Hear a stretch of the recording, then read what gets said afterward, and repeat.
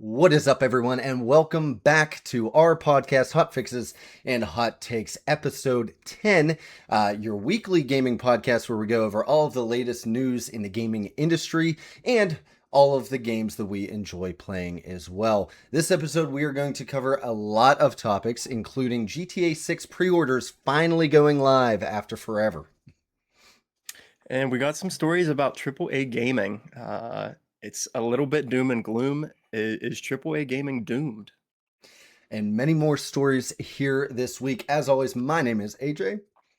And it's Ferg. And yeah, as always, we like to get started. Before we get too much into things, I want to apologize for my room right now. As we alluded to in the last broadcast, I have moved. I finally got a place of our own. I'm now a homeowner, so things are still a little bit of a mess. There's like a pile of clothes, a little bit of stuff, but hopefully I'll be able to make this space a little more my own, make it nice for the podcast, stuff like that. So mind the ugliness while the construction happens right now. But with that out of the way, before we get into all the heavy news and all of the big things that have happened over the last roughly 2 weeks, as always, we like to start out the podcast with our weekly reset portion where we go through a bunch of the games that we play and kind of the weekly stuff that's coming out, the seasonal updates, the live service content, and big updates for some of the most popular games in the industry. So this week, as always, we want to start out Forza Horizon 6, a game that is beloved by both of us. We are currently in the autumn season of the second series. The Horizon Decades series, playlist, battle pass, whatever you want to call it. And so, as always, we just like to tell you guys what cars you can get this week. So if you complete 20 points worth in the seasonal challenges, you get the Cervera Speed 12 from TVR. And then if you get 40 points, a returning car that you could have gotten last season. If you didn't get, you can get the... You know what? I'm going to pull a Ferg here. I'm not even going to try to pronounce that. The Chopin. Yeah, Hey man, sounds good. it was in the last series. So we talked about this before. I'm not a huge fan of them bringing content back already. Really, for me, that completed everything in the last season, it doesn't incentivize me to do much.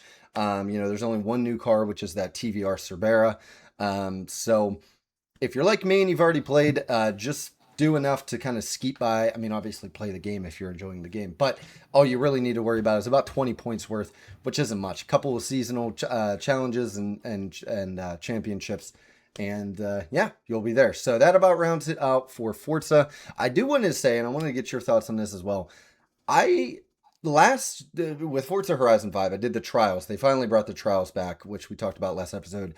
I tried it last week, and it was a nightmare. I built a car I thought was going to be so good. I got my ass kicked. And then, to make matters worse, I retuned the car completely. In my mind, made it even 100 times better. Still got demolished. So, nowhere close to winning. My teammates also were not that good, so they couldn't carry me and my terrible car. So, it's been rough. I'm going to try it again, possibly tonight after our podcast to see if I can get that done. But, yeah, it's been rough so far. I don't know if you've tried it yet, but... No, I haven't. I haven't got to the trials yet.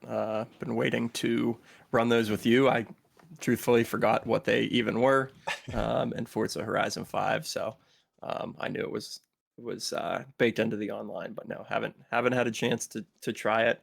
May not try it without you for that reason. Yeah, I'm used to being the Sherpa and usually in the top of the, dragging people along, maybe a couple guys ahead of me or whatever, because there are some freaks online that are very good. But no, I just got stomped. So I was really hoping on other people to carry the team, and it wasn't really the case. I think I tried it 3 times, failed 3 times. So we'll try again this week. But yeah, let us know in the comments section if you tried trials for Forza Horizon 6, how it's been treating you. So that's about it for Forza updates this week. Nothing crazy.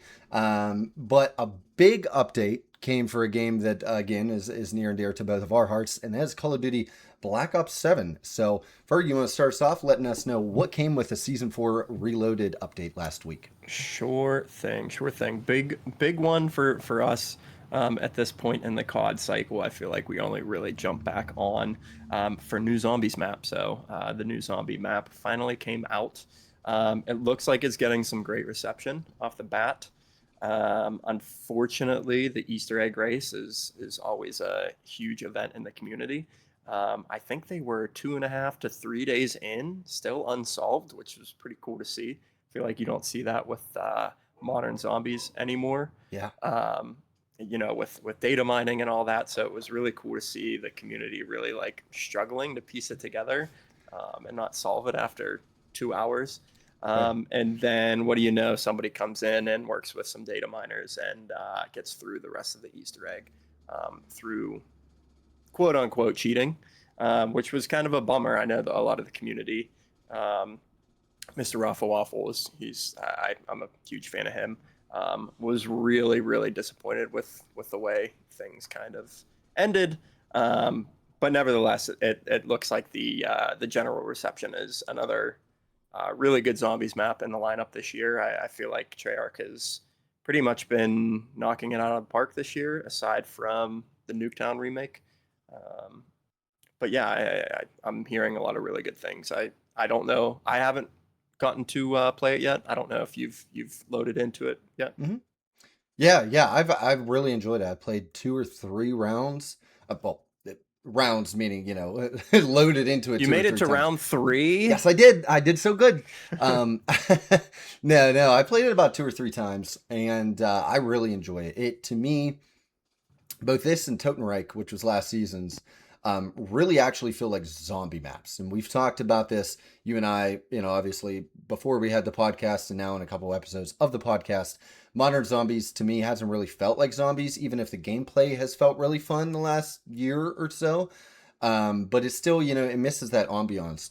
And Totenreich and this map, Kawakujo, or Kawakujo, as they were saying. I don't think that's the correct pronunciation. I think it's Kawakujo. But regardless, they both feel like unique zombie experiences. Like they didn't just rip stuff from Warzone.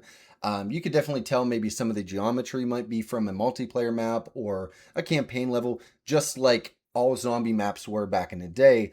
But they're so uniquely built and they have such like ambiance, and the art team just absolutely killed it.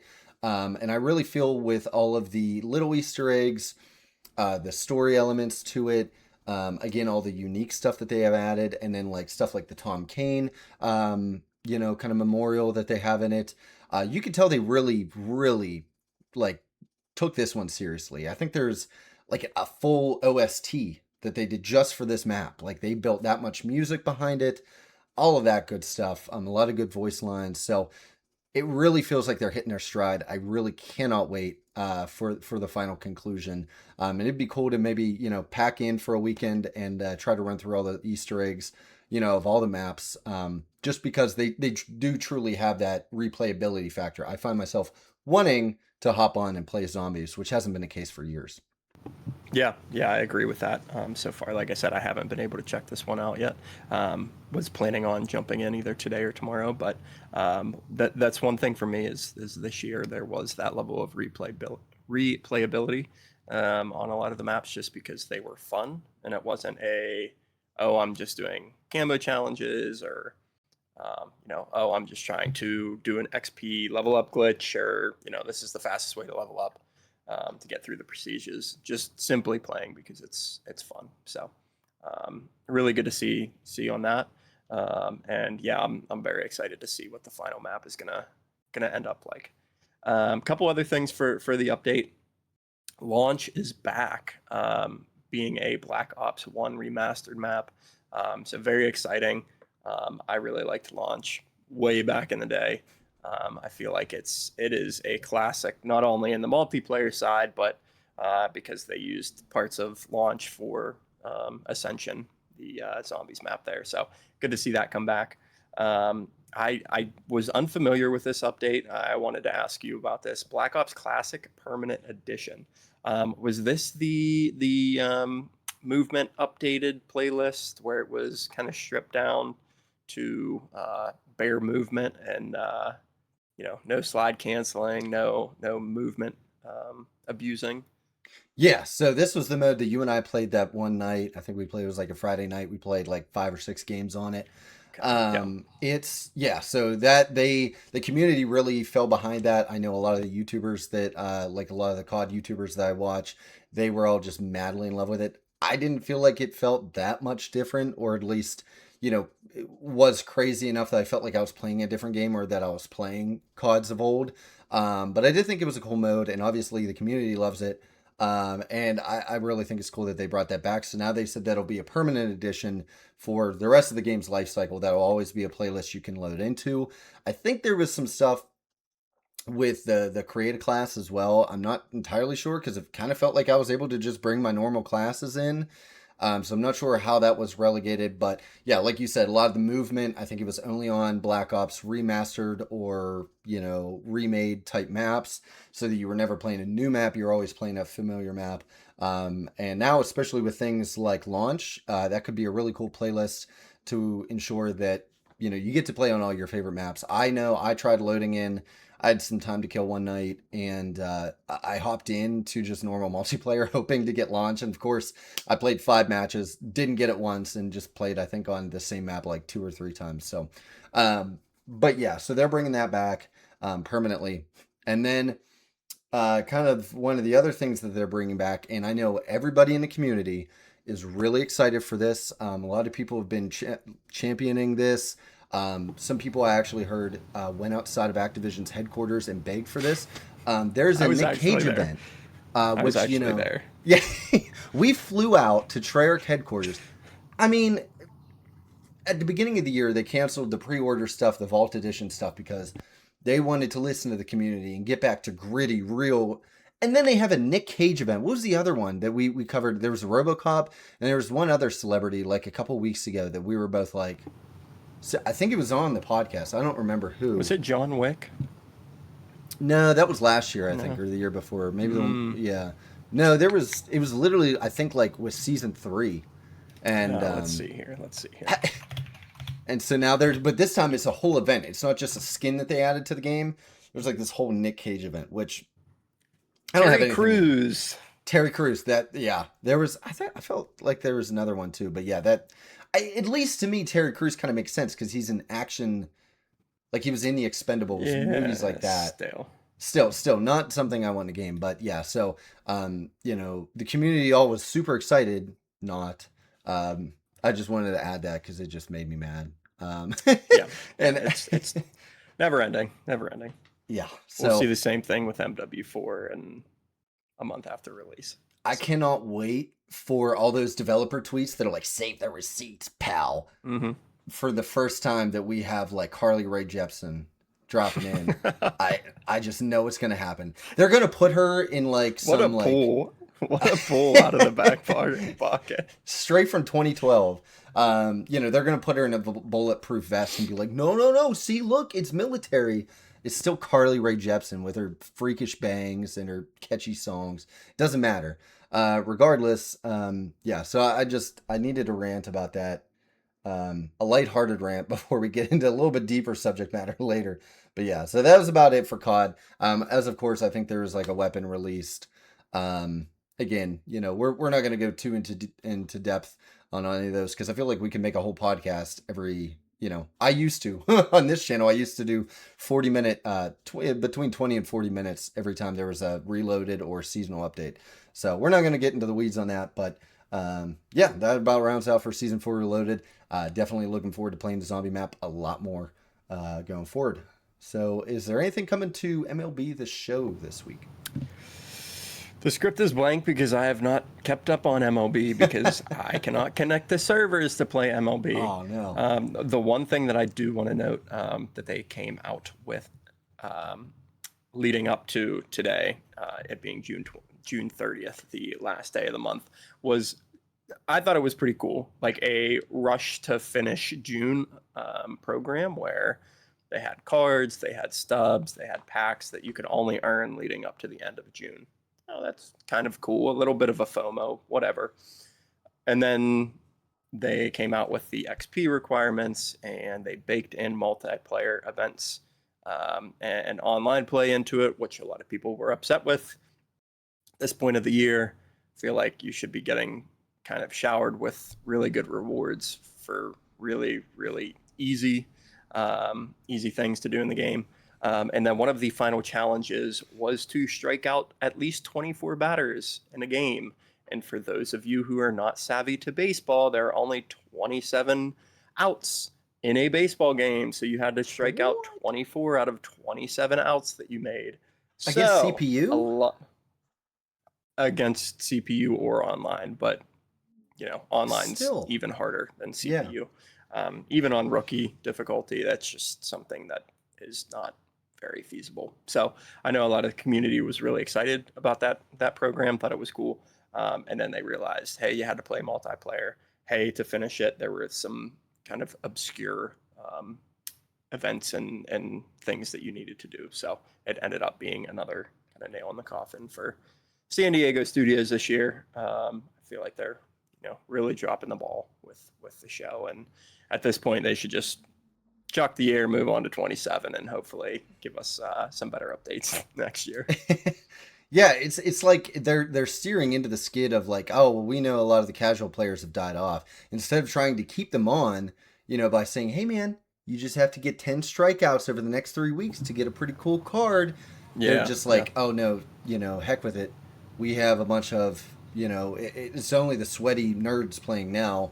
Um, yep, we're just going to throw them stuff that only the best of the best can do, which I think is stupid. I definitely reward those players and let them, get those crazy challenges. But if you want people like myself or people even way more casual than myself playing the game well into June, July, and August and keeping up your metrics and all that, you can't be giving strike 24 out of 27 even on rookie, like you said. Like the chances of them popping up, like in a 3 inning game, I maybe get like 4 or 5 strikeouts, if I'm really yeah, pitching and I'm really doing well with a great pitcher, and that's on rookie. Yeah, 24 is insane. You can pitch yeah. a perfect game and still only get 13 strikeouts, 14 strikeouts. So um, yeah, that's insane. So not surprised that there's not much. As a matter of fact, depending on how things go, we might even just kind of stop covering it, to be honest, unless something Yeah, really cool comes yeah. out.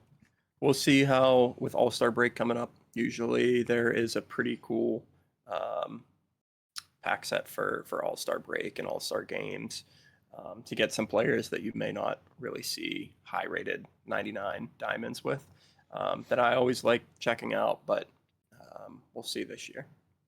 Absolutely. All right, so moving right along now, this is a game that I've played. I don't think Fergus played at all, but I think it's really worthy of. It's a fun, cheap game on Steam that a lot of people have kind of latched onto, especially in the YouTube scene, and that's Retro Rewind. We've talked about it on the podcast during the What You Playing Son segment, and it's like a kind of like a supermarket simulator, TCG card shop simulator type game. But with a really cool art style, a lot of nostalgia. You run a blockbuster type video store in the 1990s, and there's a bunch of stuff with it. So there's a new update coming out. They've been really good about pumping up updates, making the game feel more full, and realize obviously it's an early access title, as almost everything is on Steam nowadays. And now you can actually rent out VHS players instead of just the tapes. So another revenue stream, another cool thing to mix in to make the minute-to-minute gameplay a little more fun. There's a lot of new decorations that you can do to kind of jazz up your store. Kind of plays into like the Animal Crossing style, interior decorating type gameplay loop.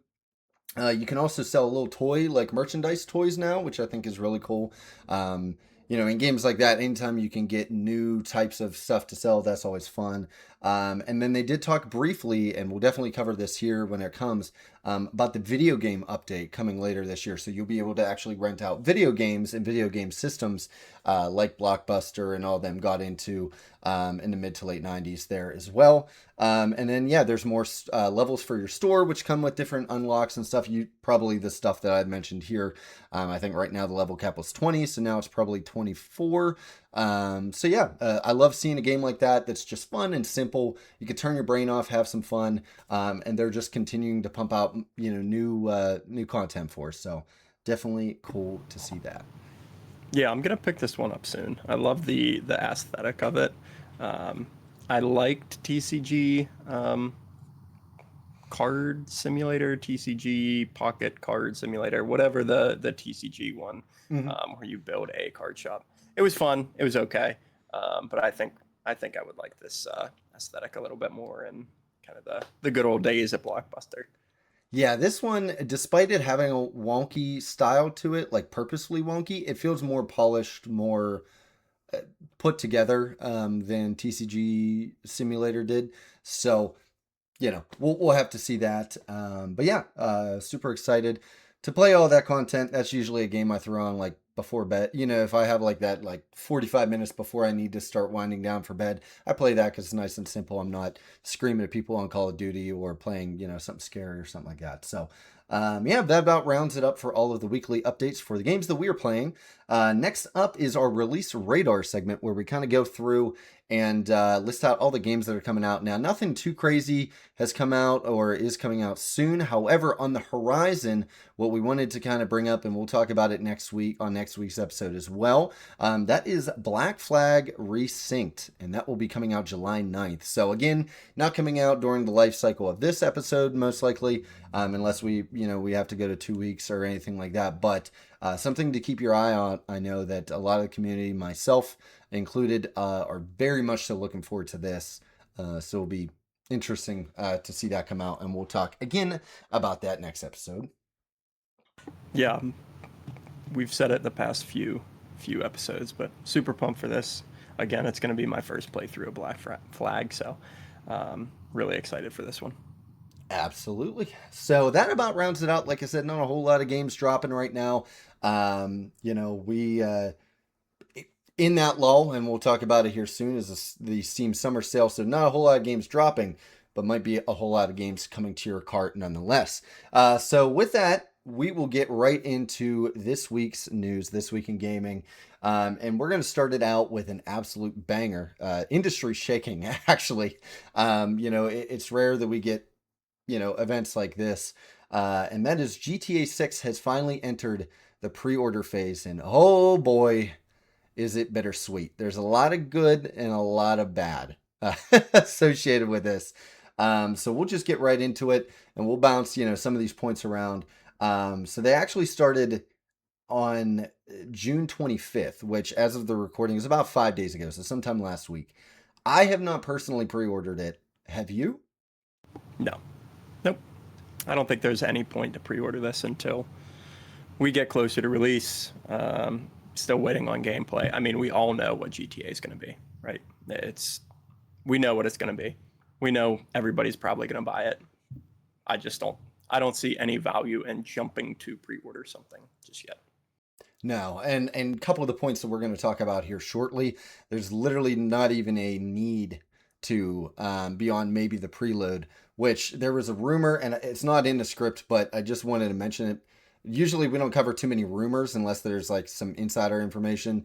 Some of the rumors of how big this game is going to be range anywhere from like 300 gigs up to an entire terabyte, depending on the source that you have. So that could maybe be the only benefit to pre-ordering it. And I would maybe wait till like the week of, if you're going to, because there's no scarcity. Doesn't really matter. But if you're going to have to download, 19 petabytes of information onto your hard drive, which maybe you could get that $3,000 hard drive we talked about last week, that there's no need to pre-order. I haven't done it. Like you said, I'll probably do it once it come out in November. I might do it a week or two beforehand when we actually know, hey, this thing's actually coming out for one.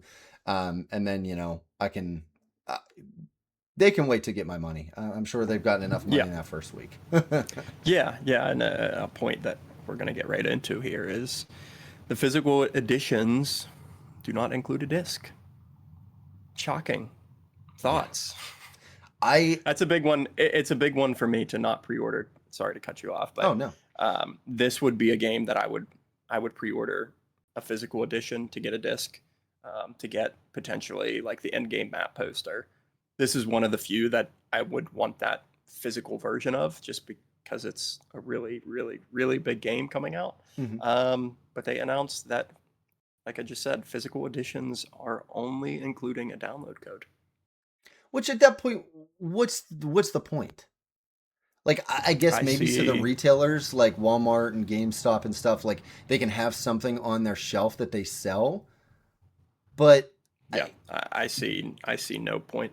And even establishing, I don't know what the intricacies are for a gaming company or developer to strike a deal with Walmart, Target, GameStop, Best Buy to sell their games. I feel like those retailers are getting some cut of it, unless they're buying outright the version, the game itself. I don't know how that works, but if the physical edition doesn't come with a disc and it's a download code only, why even go through the whole process of that? Why not just say, hey, GTA is going to be a digital only game. You can only download it from Steam, Xbox, PlayStation stores, wherever else it's going to come out on. Yeah, like I feel like if, and I'm assuming they're still giving you a box, like a traditional like Xbox Series X box. I could be wrong. I haven't bought a physical Yeah. edition in a while. I think Valhalla was one of my last ones. Um, but like I'm assuming that that's the case. So if you're already chucking out that dollar or $2, however much that packaging costs, just toss a disc in there for God's sake. I know that the game doesn't fit on the disc anymore, and it hasn't for years and years. I think honestly, this generation and most, if not all, of last generation. But again, it's still something physical to have, and Yeah. if you're just going to give me a download code, there's no point. Like, save your money, save the landfill, because everyone's so conscious of like not throwing away 2 trillion tons of plastic, understandably. Don't even waste my time with it, you know what I mean? Like, and Yeah. if you're going to go that far, just spend the extra 50 cents on the physical disc and call it a day. You've already spent $1 billion developing this game. you know I don't know, Yeah. it just seems stupid to It, me. I think too that then leads into like the stupid problems that these retailers are going to have to deal with. For a game like this, there are going to be parents, people over age, going to buy it for people who are underage, who cannot purchase the game for themselves. They're going to buy it, they're not going to realize it's a digital only. Kid's not going to get a disc. He's going to freak out. Parents going to freak out. Could you run that scenario where now these retailers are going to have to deal with people who are not educated on what's going on with the game, with it being digital only, and just having that extra level of stress to customer service people who are not understanding what a digital only is, even when you're buying a physical version of it. I feel like it's just going to stem into more problems than just including something in Yeah. the box itself. Yeah, and I mean, we could get I feel like we could spend an entire podcast talking about this, but I do want to note that I'm not a huge fan, despite partaking in it ashamedly. I'm kind of being hypocritical here, but the whole digital only thing, and I think we touched on this a couple episodes back too. Like, I feel like it's just you don't own anything anymore, and that's not just gaming. They want you to lease your car, they want you to rent a house forever, they want you to, that's the economy right now because they make more money that way. Um, and I think we're trending in that direction here. And a thought that occurred to me the other day. So as I was moving, I packed up all my stuff and I have a bin full of my Xbox 360 and all of my 360 games and a couple controllers. And to me, that's like kind of like my legacy thing. I think back home I have another such bin with like my PS2 and stuff like that. That's no longer going to be a thing because the moment that they shut the servers down, what if the one person on this earth that liked Concord, if you really wanted that posterity's sake, you're never going to be able to play it again. You weren't able to play it after like a week or two. And all of these games have the potential for that. I mean, they took down the one crew game. I think they kind of backed that off once the community freaked out.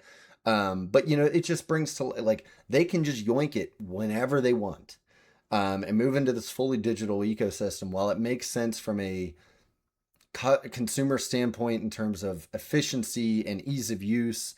And again, if this game truly is 1 terabyte, which I hope not, if it's 1 terabyte, you're not gonna like a Blu-ray disc is not gonna hold even a minute fraction of that. But at least it would be something that you could hold on to, that you could download later, whatever the case may be. I'm just really not a fan of we're killing off so many things that just as a society we love so much, and it feeds into the midnight release thing that we talked about. Like, are you gonna go to a midnight release to get a little coupon that has a code on it? Probably not. You're probably just going, like you and I are probably going to do, we're going to grab a case of beer, we're going to hit the digital download, and we're just going to sit in our game room and ham it up for the night. And that, so that part sucks. And I really wish that they did, because this is maybe one of the games I would have gotten physical. Yep, yep, I'm with you on that. And I'm not sure if you heard, but going back to the, you know, including a physical version for a digital only download code. Retailers, from what I've seen, I don't know if this is completely true or not, but from what I've seen, retailers will be able to pre-sell the physical versions, I think a week before the actual release date. So for those who are buying a physical copy, they can get the pre-download started knowing that it's probably going to be a very large download size to mitigate, waiting until the actual release date, getting home with your download code and saying, oh, well, this is going to be fun waiting for 700 gigs to download on my system. So I think there's another just added layer that is going to cause confusion. People are not going to understand what's going on. Some of the more not uneducated, some of the more casual gamers or people buying for casual gamers, it's just going to cause confusion and negativity with this whole process. So Yeah. And unfortunately, I wish that was the only negative part about this. But I do just want to say before we get into the pricing and the Ultimate Edition controversy, I do want to say that this is good news overall, right? This is the closest to, I feel like it's become a meme for the last 10 years of when is GTA 6 going to come out. Even once it was finally revealed, right? We're still in this limbo state of this game ain't never going, tons of jokes and memes and online discourse about like, oh, our grandchildren might finally get to play GTA 6. So I do want to point out that this is a very good step. And yeah, it could be delayed even with this, but this is like them taking, this is almost like buying the engagement ring, right? Like you're committing pretty hard to this actually coming out in November. You're doing pre-order, you're getting things ready.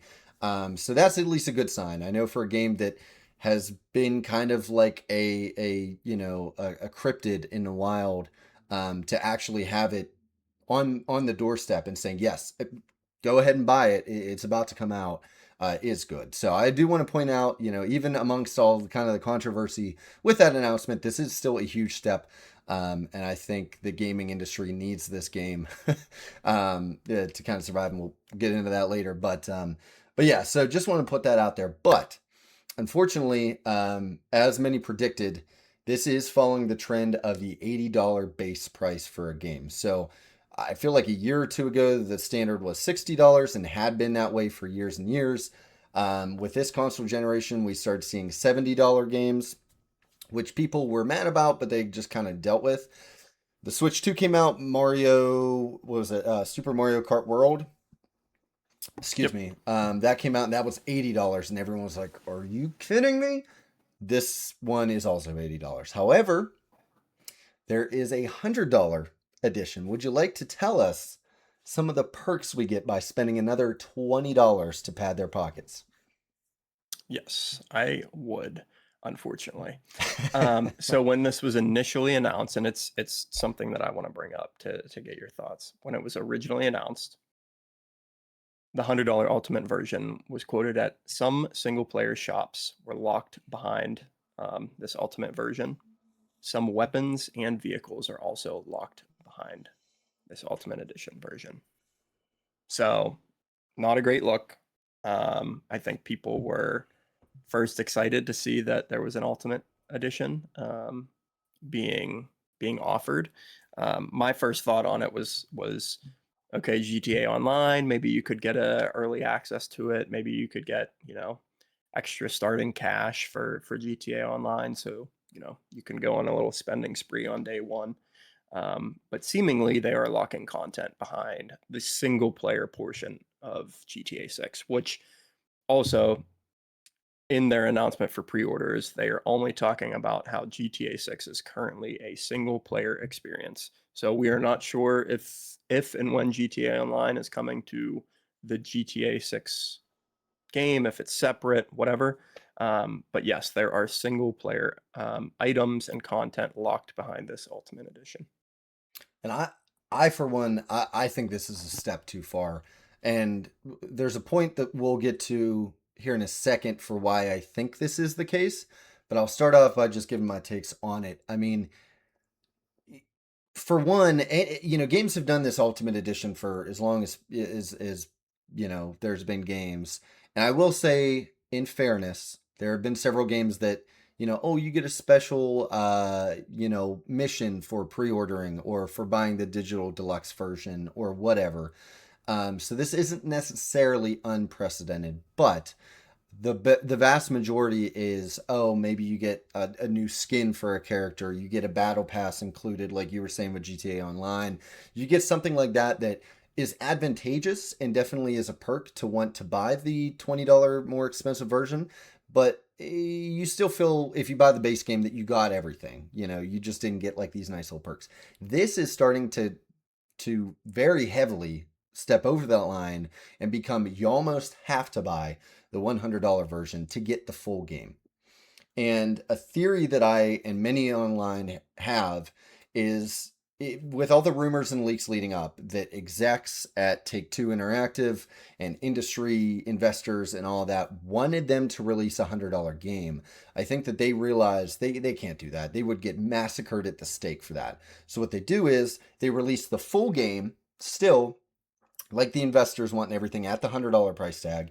They strip some stuff away to make a cheap version, an entry level version of the game, and call it the real version of the game, just to get less negative press, because they're locking enough behind here that it isn't just a cool little outfit or a battle pass or some in-game currency. They are locking one of the things I saw, like single player shops, so you can't customize your cars fully.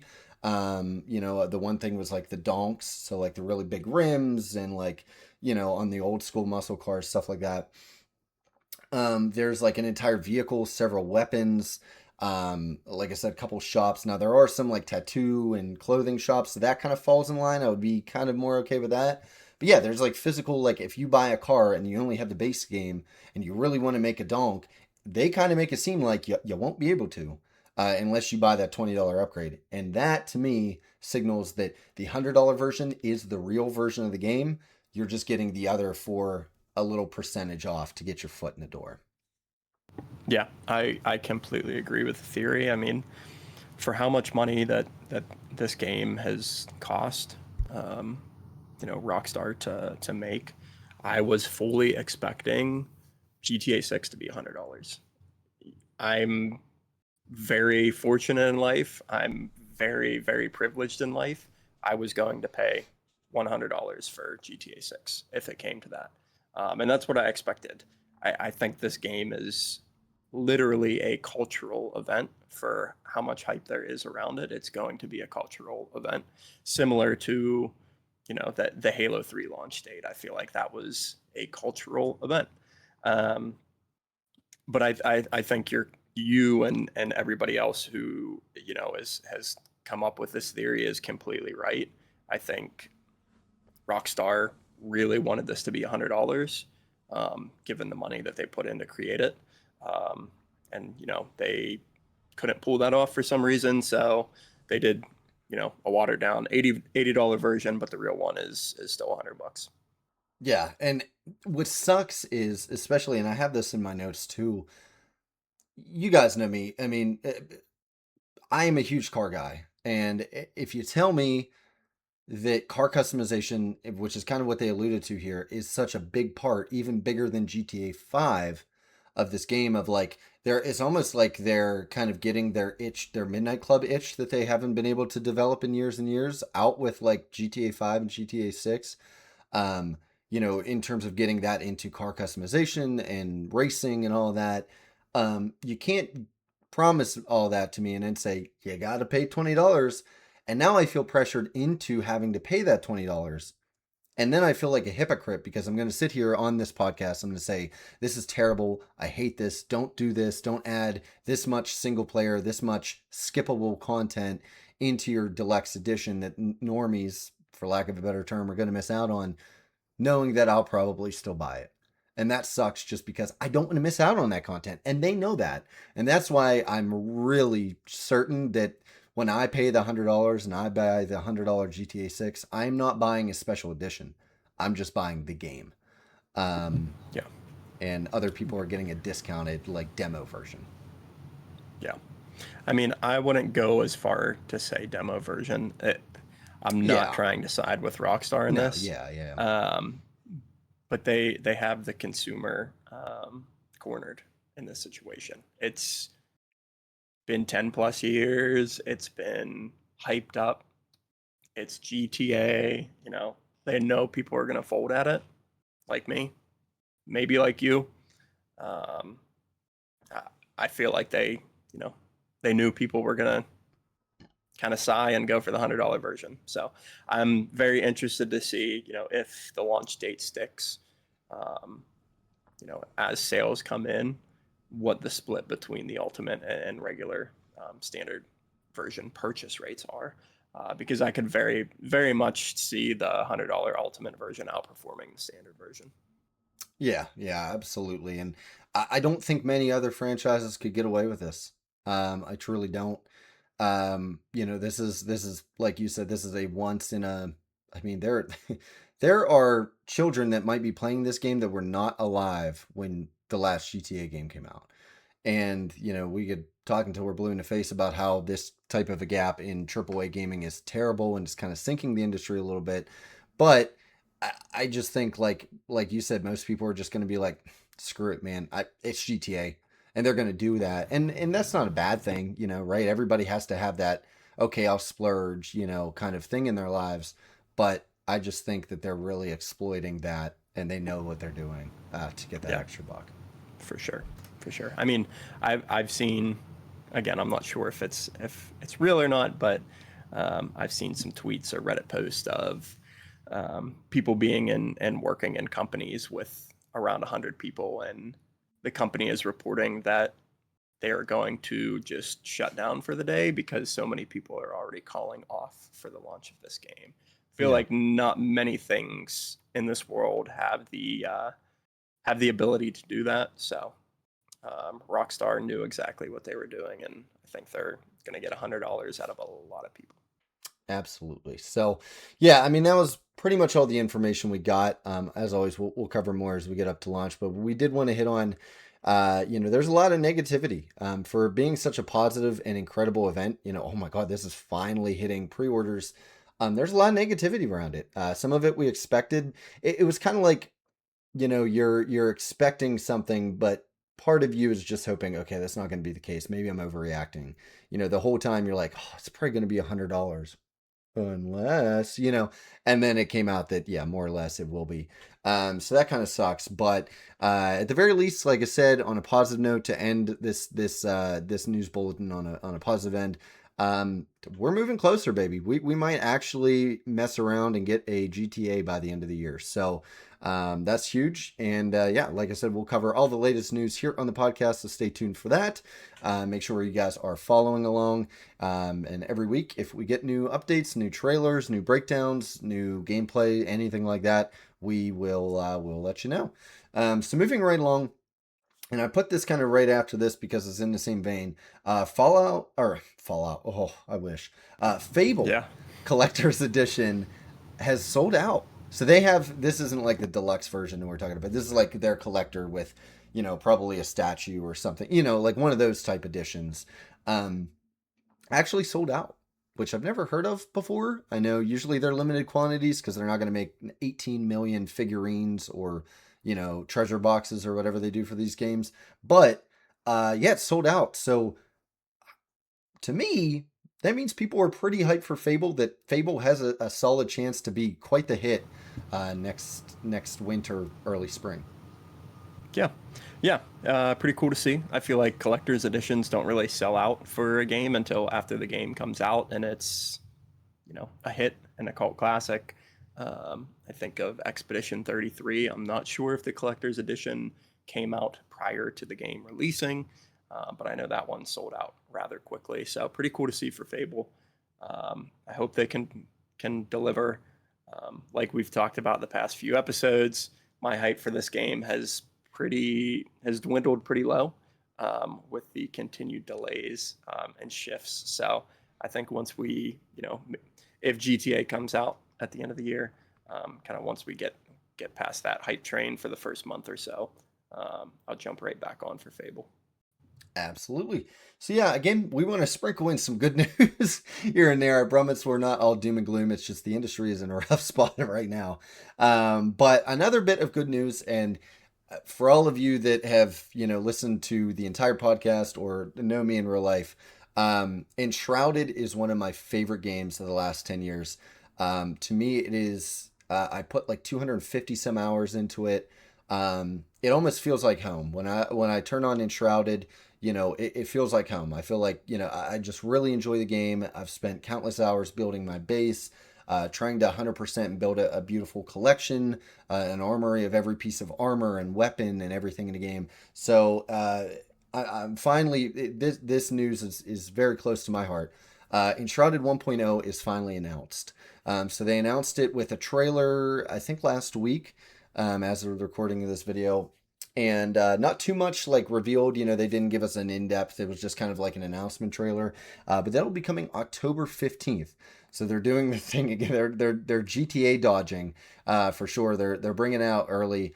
And yeah, so October 15th, 1.0 releases. And what that means is, again, this game is exiting early access after I think a little over 2 years being in early access. It has come a innumerous amounts of from where it first came out. A wealth of new content, quality of life, everything. It's an unrecognizable game even to when I started playing it, and I kind of got in late to the whole game. They also teased the final area, which had a bunch of floating islands, looked very volcanic, kind of end gamey. You know how RPGs do. That last region is always like this volcanic, end of the world type scenario. And they also announced that we'll be coming to PS5 and PS5 Pro. Now, I thought that it was coming out to Xbox. I just assumed. I actually read an article yesterday why it's not coming out to Xbox.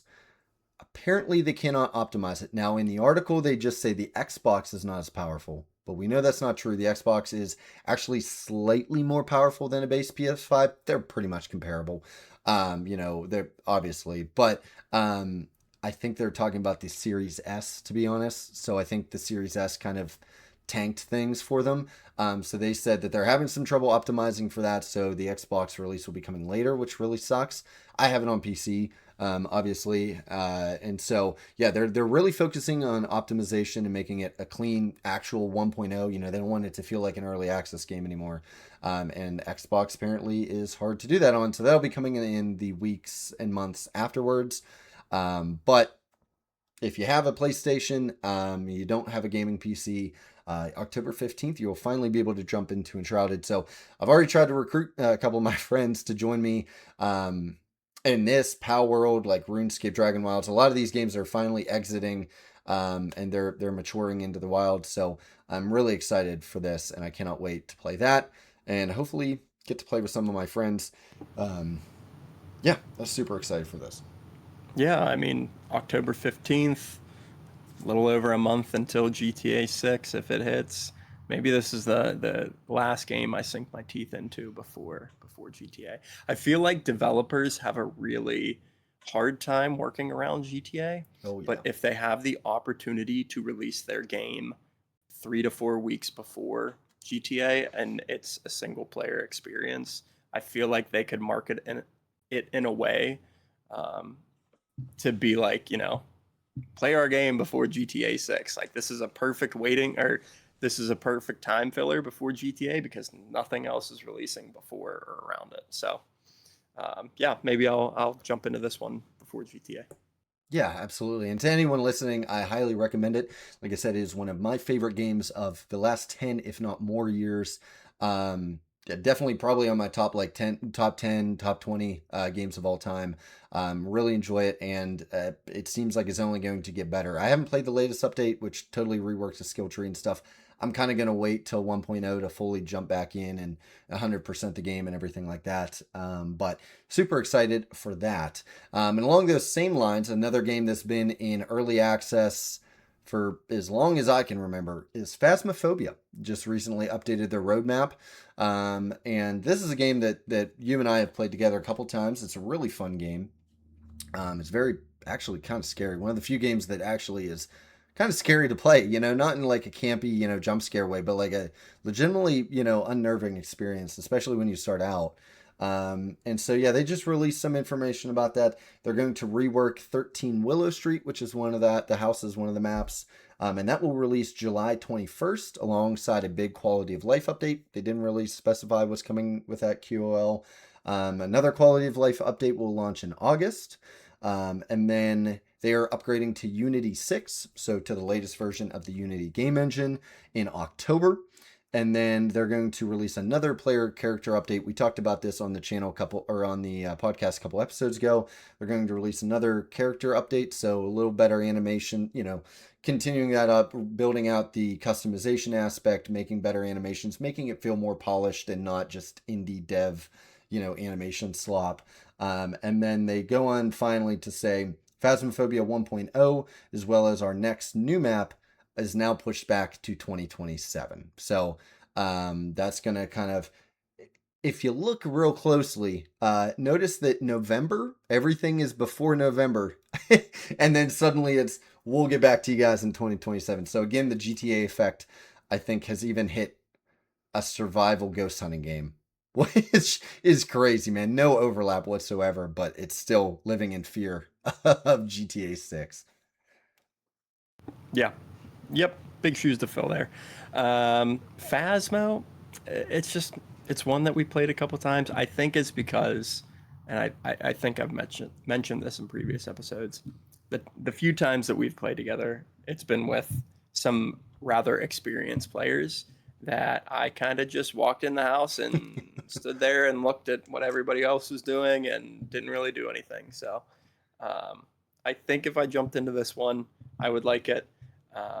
But from the times that I've played, I haven't really got into the systems at play or really figured out what you're even supposed to do. So I know a lot of people really like this one though. So Yeah, it's definitely a game where there's like a weird jump, and I feel like every game does once you get good enough. But like in the beginning, when you're stumbling through, you don't really know what's going on. You kind of understand the game. It's like this great survival horror kind of aspect. And then once you get to a certain point, it almost becomes like a logic puzzle, like a brain game. It's still kind of scary yeah, at you guys are points. like min-maxing the map on what Yeah, ghost is haunting. exactly. Yeah, it becomes like a brain teaser type game. You have to point together these kind of evidence, which is an entirely different. Like it evolves as you get better. It becomes a totally different experience. If you have one person in one group and then a group of people or another person in another group, the playing together, you're stumbling around the map like, oh my god, if this ghost comes out, I'm gonna crap myself. And then the rest of us are like, now it hunted for 13.5 seconds. So that it just, yeah. So I totally get that. But yeah, for those of you that still play Phasmo, it looks like the roadmap, there's plenty of stuff coming, but unfortunately 1.0 is pushed back, probably to get away from GTA. Yeah. So yeah, Ferg, do you want to walk us through the big event happening for PC gamers currently? Sure. We knew we needed to throw some extra positive news in this episode with what's to come, but the Steam Summer Sale is live currently. So some of the headliners for the summer sale include Resident Evil Requiem, Cyberpunk No Rest for the Wicked, which I know No Rest for the Wicked just got their big update. I believe it's called Together, which adds some co-op. Ark, Tarkov, Escape from Tarkov, Space Marine Warhammer 2, which is one that I know we both kind of wanted to check out eventually.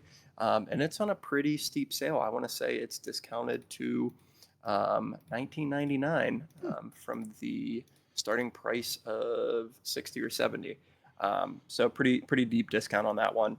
And then Mouse PI for Hire. I know we talked about kind of on one of our earlier episodes is one that we wanted to check out given the artistic style of it Oh yeah. and that Doom-esque gameplay. So maybe time to pick that one up for me. I did actually pick up Resident Evil Requiem. I'm a couple hours into it, and I have got to say, I purchased an OLED monitor probably a little over a year ago now. And leading up to it, I was expecting these leaps and bounds from color and picture just based on all the reviews and nature around OLED, and I did see that on some of the games that I was playing at the time. Colors definitely popped a lot more, but I haven't seen it in very many games where it just like absolutely blows me away. And within the first hour of Requiem, you are put in a pitch black room with a lighter. And let me tell you, this OLED, you do not see a thing past the light of the lighter. And for the first jump scare in this room, I covered hands off the keyboard and mouse to my face. Never done it before, so I'm having a great time with it.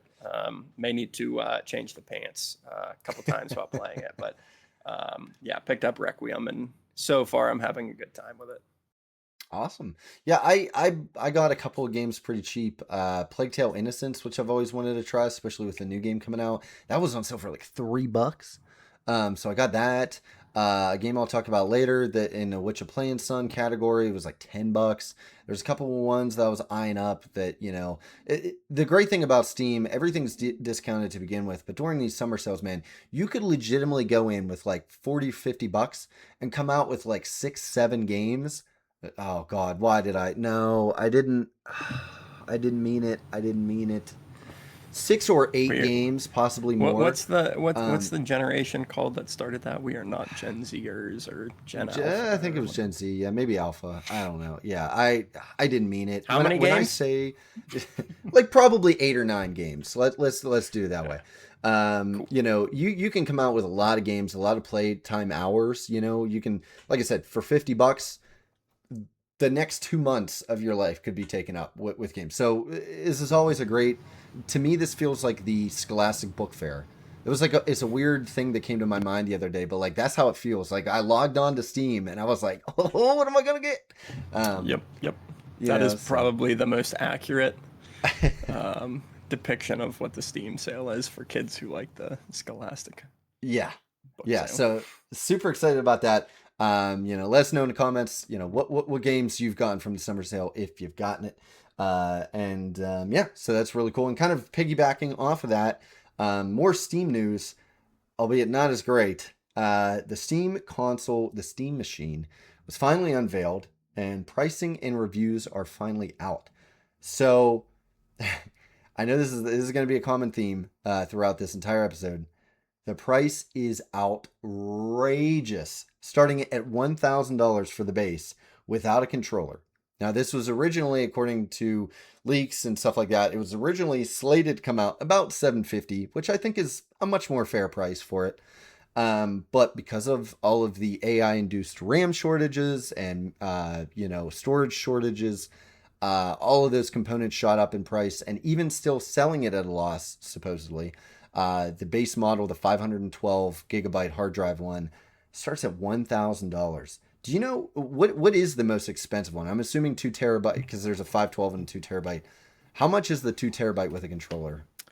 Let's see. Let's see if we can figure that out shortly. But yes, 1,049 base without a controller is astronomical.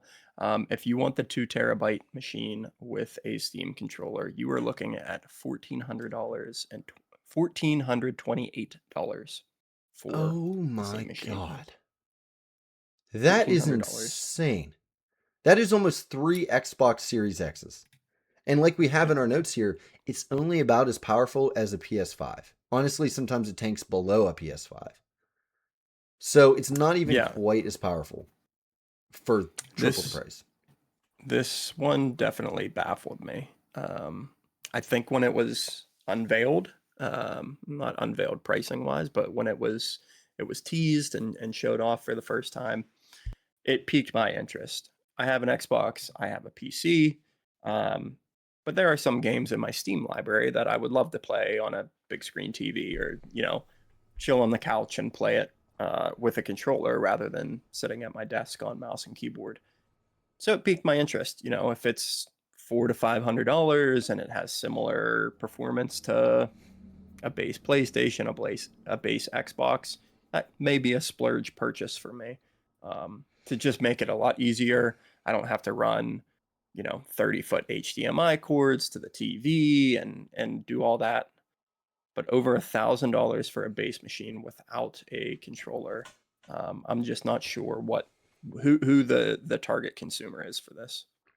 Yeah, I think this is one of those things that they're just unfortunately caught between a rock and a hard place. I think if the leak or the rumor um is true, and this is truly was supposed to be just 750, I think 750 is a good price. Not a great price, but for the modularity that you get with it, you get a much bigger library than you do on like Xbox. You get all the Steam summer sales. One of the best things about Steam and PC gaming is you can constantly get like $10 games that are, 80 hours, 90 hours. So, and all the convenience that you spoke to. So if they were charging 750, it would suck, but it would kind of be like, maybe. But at 1,000 and almost $1,500, absolutely not. But they don't really have a choice, I don't think. Apart from taking such a massive loss on every single one that they sell, I don't see how they and I learned this. This is news to me. I didn't know this is how this worked previously, but um consoles are typically always sold at a loss, and that's why you can get the performance of a slightly old computer for a quarter, a half of the price. Traditionally with consoles, they sell it at a loss. They expect you to get your subscriptions. They expect you to buy games, first party and otherwise. They'll make their money back from you as long as their hardware gets you in the door. Kind of like, some cable companies will give you a free modem or something like that, right? They lose out on a couple $100, but they get you for life. And now this is still them selling at a loss. So I can only imagine, what if they had sold it at cost. Is this a $1,200, $1,300 base? And again, we have to blame the RAM manufacturers for selling out to strictly data centers and AI. And it's causing, I mean, this is not a video game centric thing. I mean, any consumer electronic is shooting through the roof. Apple announced all of their laptops and iPads and iPhones are shooting up in price, several $100s each. I've heard car infotainment systems, they're going to start tacking another $500,000 on to every vehicle that's sold because of it. Different things like that. This is not just gaming centric.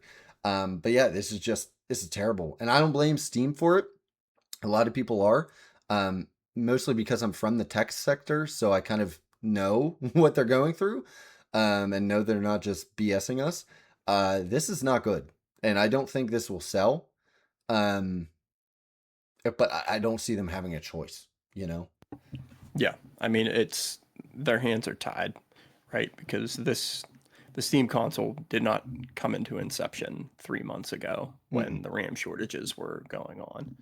Um, Somewhere along development, all of this RAM stuff hit, and they just had to do what they had to do to continue with plans with it.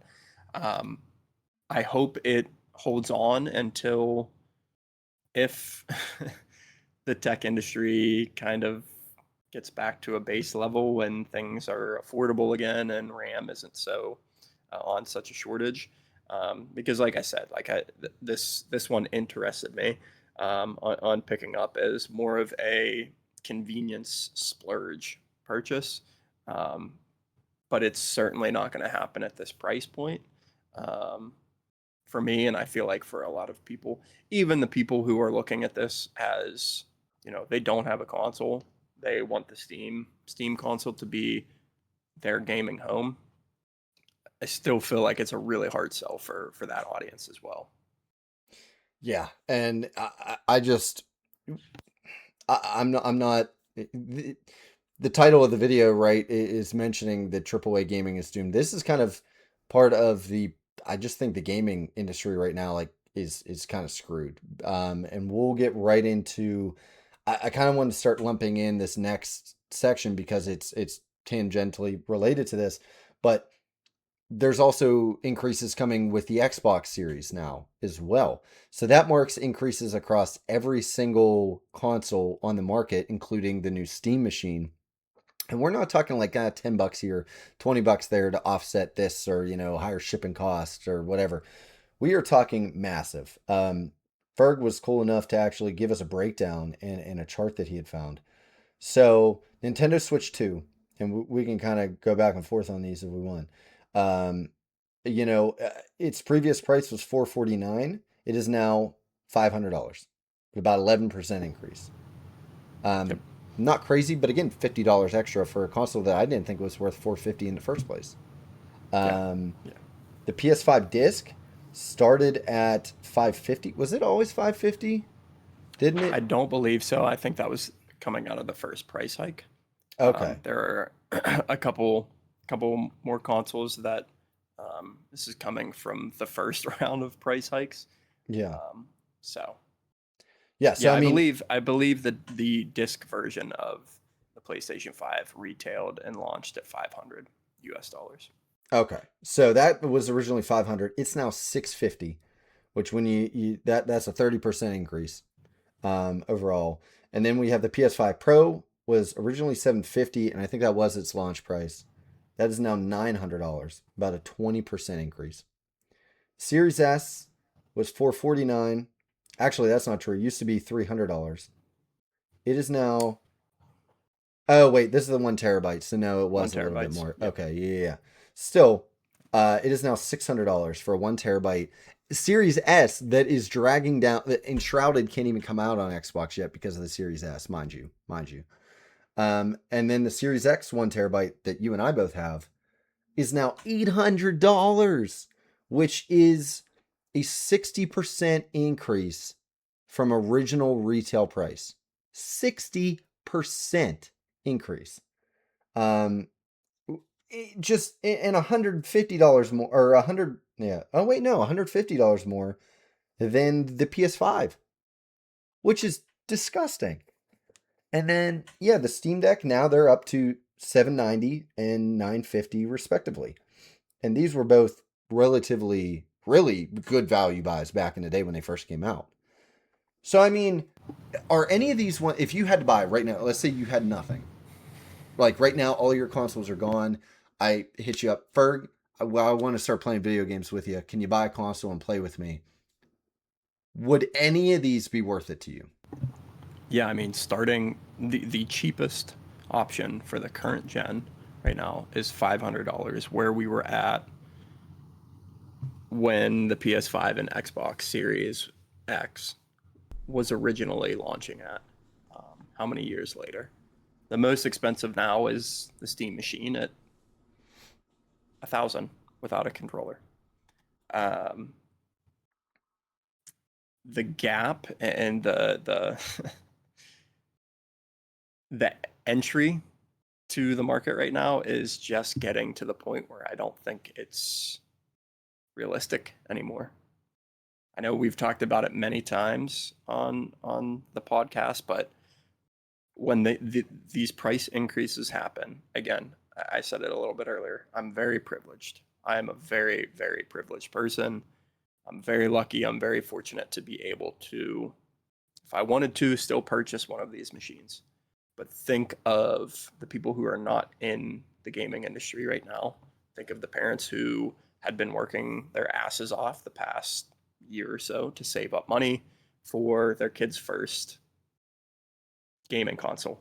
And they go to the store and they have $650 for an Xbox Series X, and they see the price tag on it and it shows $800.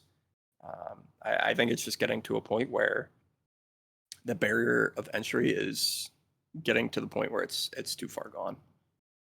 Yeah, and I truly like something has to crumble from this. Like that's super doom and gloom. And maybe when I was a kid, I would have just went, "Oh man, now it's more expensive." But like adult me is looking at this that kind of knows how economics works, knows how markets go. I see a massive crash coming. If the average consumer can't buy into your service, who's going to be left to play the games on? You can't sell systems, which is already causing havoc at Xbox, and we'll talk about that very soon. That no one's going to be able to buy these consoles. No one. And these are vastly outpacing inflation. So this isn't just like, technically, it's $540 now because inflation. No, this is directly tied to like the AI thing. All these data centers just gobbling up every bit of consumer electronics available. Huge shortages, not just in gaming but all over. I don't see gaming being able to cope with something. Something has to give. I don't know where it's going to give. I don't know what this is going to look like. I don't know if it's kind of scary, to be honest, because you and I are fortunate enough to have an Xbox already. And millions of others did. They got in on, quote unquote, to quote Tony Soprano, on the ground floor, right? Back when days were good and consoles were only $500, no one knew was going to be able to get this. And I kind of skipped over the point on accident and the GTA thing, but they're already saying that there could be console shortages on top of the price increases. There's still going to be console shortages, they expect, because of GTA, because so many people are going to want to run out because it's next gen only or current gen only to grab a current gen console. They're not going to be able to afford it, and the ones that can are going to buy up all the ones that Microsoft and Sony are actually able to produce. Because keep in mind, despite the price increases, that also factors into them wanting to drive down demand purposely because they cannot fulfill. If they sold it at $500, it would sell out because they're only getting 2 pallets of processors a week instead of 5 or 6, whatever the case may be. So, yeah, even the people that can afford this and go, whatever, it's $800, that's fine. They're not going to be able to get their hands on it because there's just simply not enough leaving the production lines. And Yeah. that's scary. Yeah. I think this paired with GTA unveiling their pricing strategy could be kind of a 1-2 knockout punch where we're seeing consoles increase in price and continue to increase in price. This isn't the first time that these consoles have been given a price hike. How is the industry going to react when numbers inevitably come out that GTA 6 sold a record breaking amount of copies? Is the industry going to start to slap, 80, 90, $100 price tags on single games too? I think we're a little bit off that, hopefully. But if that's the case, for somebody who doesn't have a console and they want a PS5 and GTA 6, they're looking at $750 before taxes for one single game on a 5+ year old console. It it's crazy. It's crazy. I mean, is this going to get to the point where developers in the industry is going to start to see an increased amount in sales in old gen consoles and games and versions of games that are still coming out for PS4, PS5, and um, Xbox One and Xbox Series X, respectively, because that's all people can afford? Like, how far is this going to go? Yeah, I would love to have, this is the part where I wish the podcast was big enough to have like guests that we could just reach out to, because I'd love to get like an actual economist's outlook on this, or somebody that at least is in that field to look at this and see what kind of, with these prices, what do they see happening across the entire industry? Because just from an armchair perspective here, you can't, you can't start pricing out of people's range, and people are struggling to live as is, right? The cost of living in general has gone way up. People are, overall less money secure, if that's the term. So before, where it was just like, it's just $400 or it's just $500, is now suddenly a mortgage payment. They're when they're already struggling to pay their actual mortgage payment, they're not going to buy a Steam machine and a controller. They're not going to buy an Xbox Series X at $800. They have to get new tires on their family car for, $850.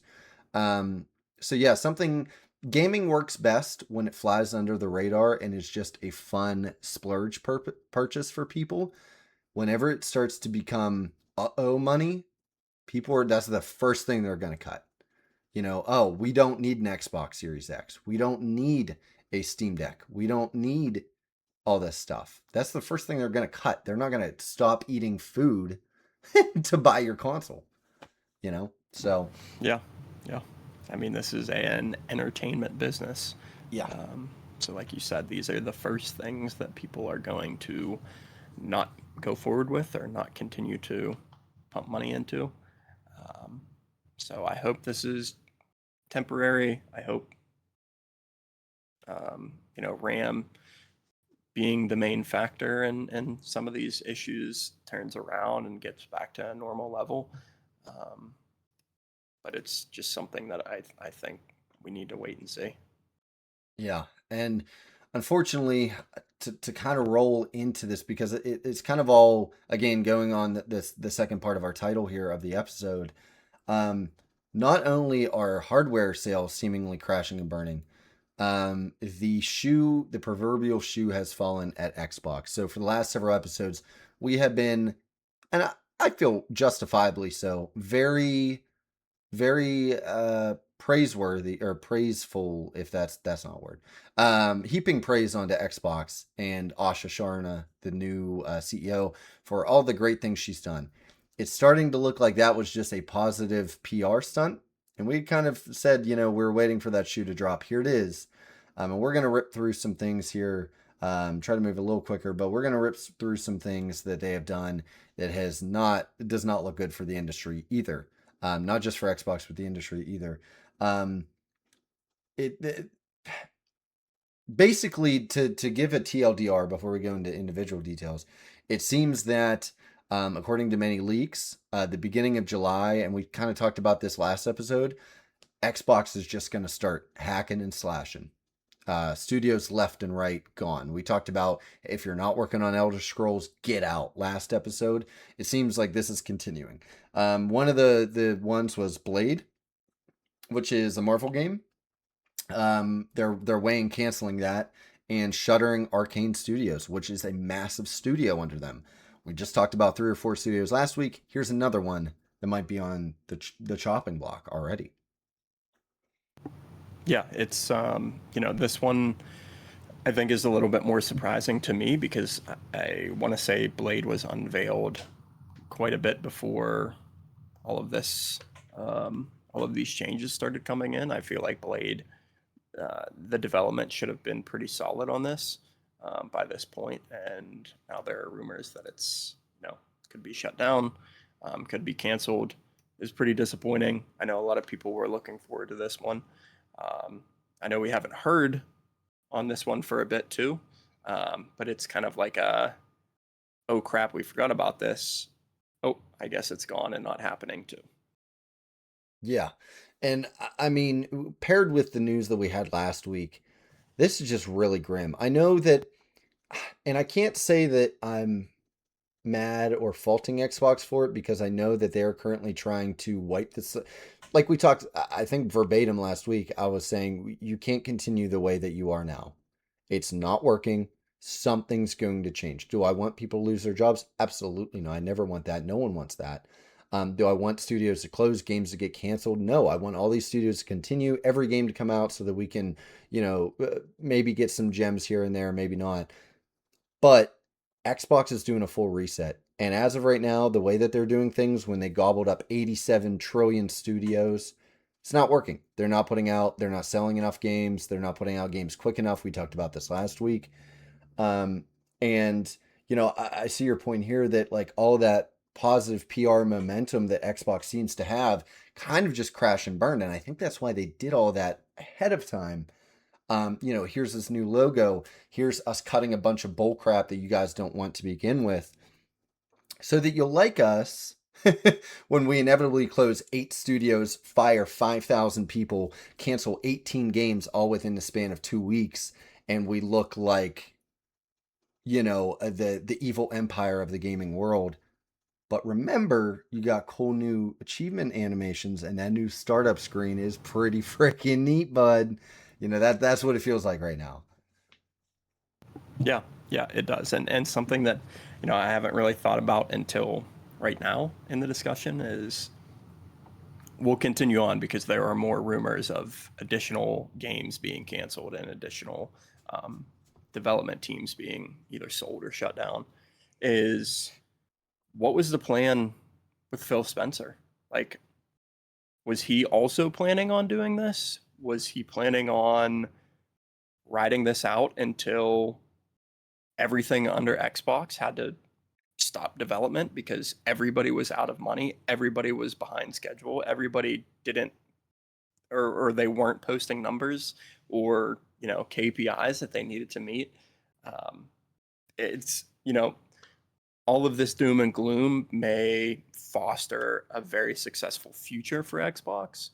Um, but what was going on with Phil Spencer? What was his game plan? Because from what we're seeing now, all of these unfortunate layoffs and games being canceled to probably save money at the end of the day, like the sole fact to save money or redistribute that money into something that may make them more money. Was Phil Spencer just kind of coasting and until Xbox blew up? Like what? Either option, I feel like Xbox was leading down a path of something failing. I think to be devil's advocate for not even really devil's advocate, but to put myself in Phil's shoes from a lot of the stuff that he said over the years, I truly believe he wanted to be the gentle parent. You hear about gentle parenting nowadays where you never scold your kid, whatever. I think he wanted to be that for all these dev studios. And his ethos was if we go to all these studios and we give them carte blanche to do whatever they want, there's a lot of talented people here. We believe in them. We bought them for a reason. They're going to, in turn, take that kindness and that freedom, and they're going to just make incredible games. They don't want us overreaching. We want them, but the issue is too many unruly kids, so to speak, trashed the house. He said, "Okay, kids, I'm going to go away for the week. You guys can have fun, but be gentle with the house." And then whenever he came back, no chores were done. There was, dishes piling up, curtains were ripped down, everything was a mess. Nothing was done, nothing got done. No one went to school, no one went to work. And that's kind of what we're seeing with all these studios of that works if the studio is driven, they're being led by the correct people within their organization. I don't think that was the case for a lot of these. And so he had the right idea, but it doesn't always work that way. You have to have, and that's why I really like that Asha Sharma kind of kicked in and was like, Bethesda, you're going to make these games. You're going to make a Fallout right now. You're going to make it right now. We're done being a gentle parent. The, good cop, bad cop. Phil Spencer was the good cop. Asha's going to come in and be the bad cop. You make the games we need right now. All of you slackers or underperformers, get out. And that sucks because that means an industry shakeup of a monumental scale. But I think for Xbox, it needs to happen. Unfortunately, I just think these developers had an unlimited leash and they used it as such. Yeah, that's fair. That's a good point. Yeah, and that sucks, but we'll have to see how it shakes out. Because we talked about this last week of we're so over games taking forever to make. They're all coming out, $2 trillion to make. They can't make a game for like $10 million anymore. It's just not a thing, apparently. This is one of the reasons why. Just too much unchecked. Do what you want. Hire 87 people in HR for an 88 person company. We all the stuff we touched on last week, and I think this is just all coming to a head. And finally, someone had to step in, be it Asha or other people that are in her ear, and just say, enough. We can't do this anymore. We have to strip it all down to the studs. The studs being Fallout, Elder Scrolls, Halo, Forza, Gears of War. That's it. Everyone else, if you're not giving us money, get out. You're done. Yeah. I mean, the harsh reality is at the end of the day, you need to perform. If you're not performing, what value are you bringing? Yeah. And like we said last week, if you're an indie studio, that's fine. You can do whatever you want. But if you're playing with Daddy Microsoft's money, Daddy Microsoft is going to want his money back and a little more. You can't just spend money willy-nilly on stupid projects that aren't going to sell. That's something you do as an indie studio when you're playing with your own money, and you can afford to do stuff like that. So Again, I'm not advocating for any of this. I don't want people to think I'm like, yay, people are getting fired. That's not. I'm just trying to be a realist here and kind of state Yeah. things how they are. And hopefully, Xbox comes out on the other side better off. Some other layoffs across the industry that we'll roll into is once again. I put this on the thing, but I think we talked about it last week. Rumors are at anyone at ZeniMax that isn't currently working on Elder Scrolls or Fallout is going to be let go. No substantiated like press announcements to this effect at all, but it is kind of being reported by several different outlets, and that kind of falls in line with the like you said last week. Know what you do best and do it, and that's what they want. They want an Elder Scrolls out within the next year or so, probably, and a Fallout game by the end of the decade, I would assume. And they need to make it happen. EA also had a round of layoffs, although they didn't really say too much about it. I don't. Did you hear anything more on that or? I did not. Okay, Nope. so an undisclosed amount of people in undisclosed departments got fired at EA, and then this one I really want your thoughts on. Over 400. We reported on last week as a rumor, but came to be this week. I'll let you tackle the press release as well. Bungie axed over 400 employees. Yeah, I think we knew this was coming. We didn't know the exact number, but yeah, over 400. It was the in line with the early reporting of around half the workforce at Bungie.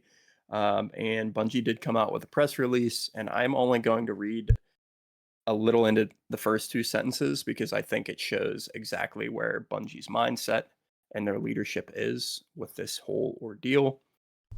It starts off with great sadness. We are announcing a reduction in force as we reorganize Bungie.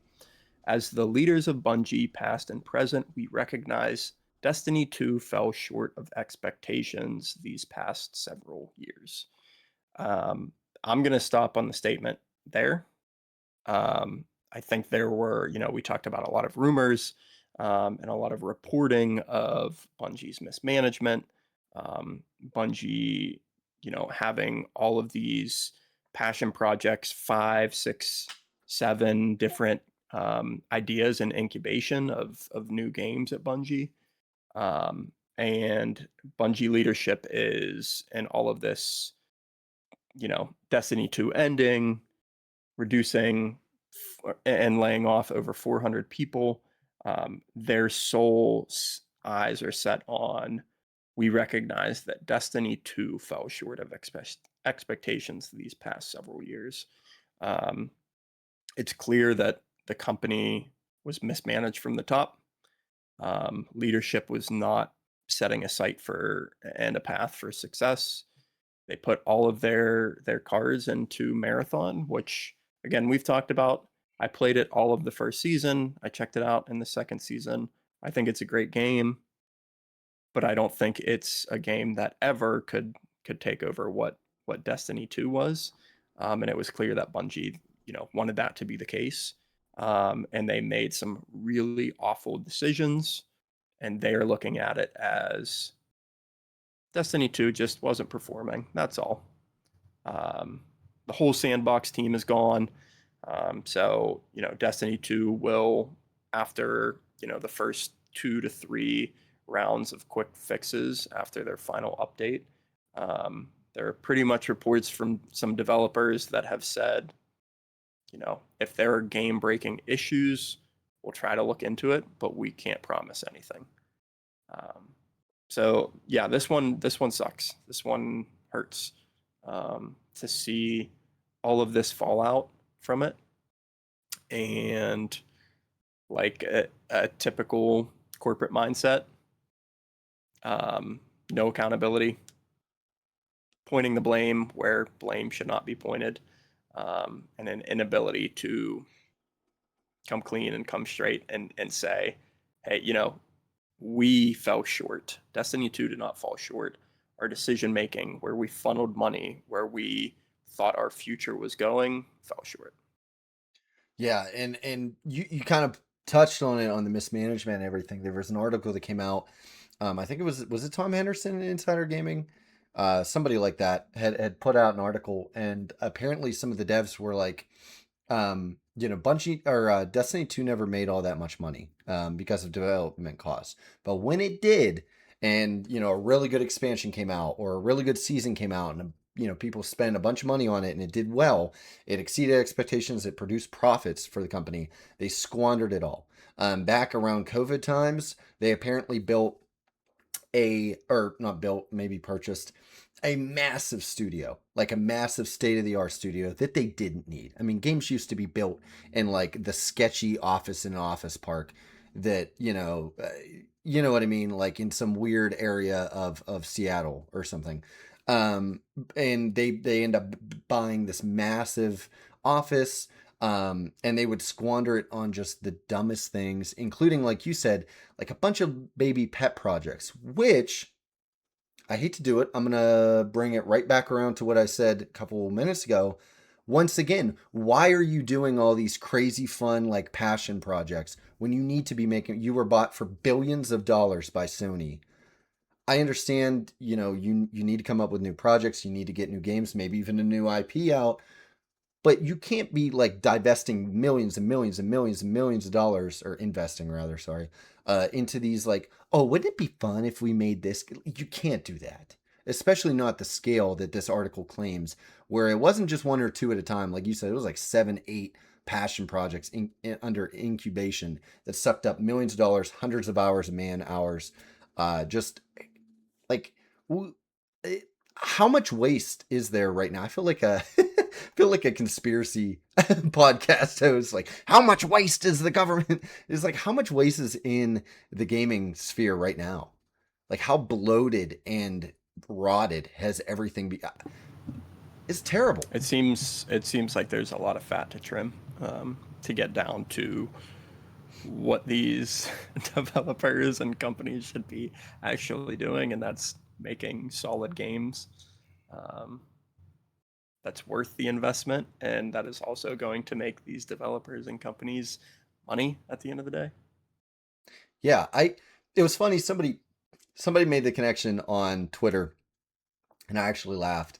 And they said that modern day game companies, especially those bought by big studios, operate kind of like the trophy wives of like super rich guys that just go off and like open up 5 failed coffee businesses and like 3 yoga studios that never make any money. But they just keep throwing the money because it's like, oh, honey, this yoga studio will work. This winery definitely is going to make money.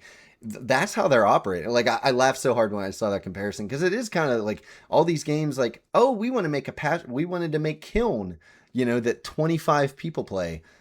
You're playing with house money, and I think they take that investment and that unlimited pockets mindset, and instead of using it to truly innovate and make massive, incredible games, leap forward in technology and gameplay and fun, and instead just use it to blow frivolously on all your little hobbies, I'll call them.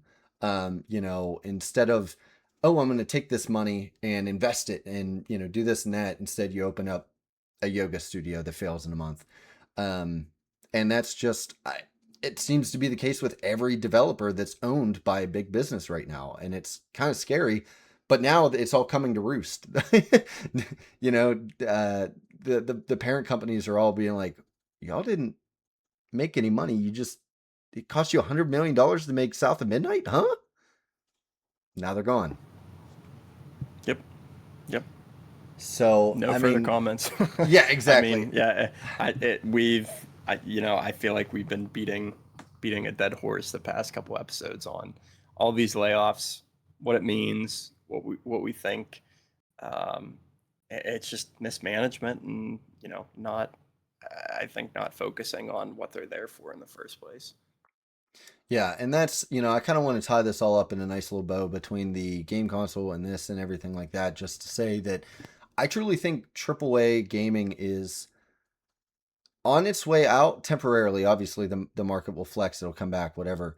Um, I just think it's become it's crashing down, and we're seeing the AAA really isn't. The best games that I've played over the last several years, they're all indie games or double A games. They're not. the what Expedition 33. I was struggling to come up with a name. That was technically wasn't really indie, but it was technically by the definition of the word an indie game. All these other games that are doing super well. Enshrouded, my favorite game of the last 10 years. That's all indie game. It doesn't have any of this BS. They're not spending $22 million on a brand new 2,000 square foot, office space. Um, I think that's how the industry is going to shift. I don't know your thoughts on it. I'd like to hear your thoughts, but I think we're getting to a point where AAA has gotten too big for its britches. It's going to collapse, almost like a bubble. It's not quite a bubble, but kind of collapse. And out of the rubble, we're going to see these indie studios that can be more elastic and more free flowing. And they are much better with their money because they don't have unlimited funds. So they have to make do with what they can.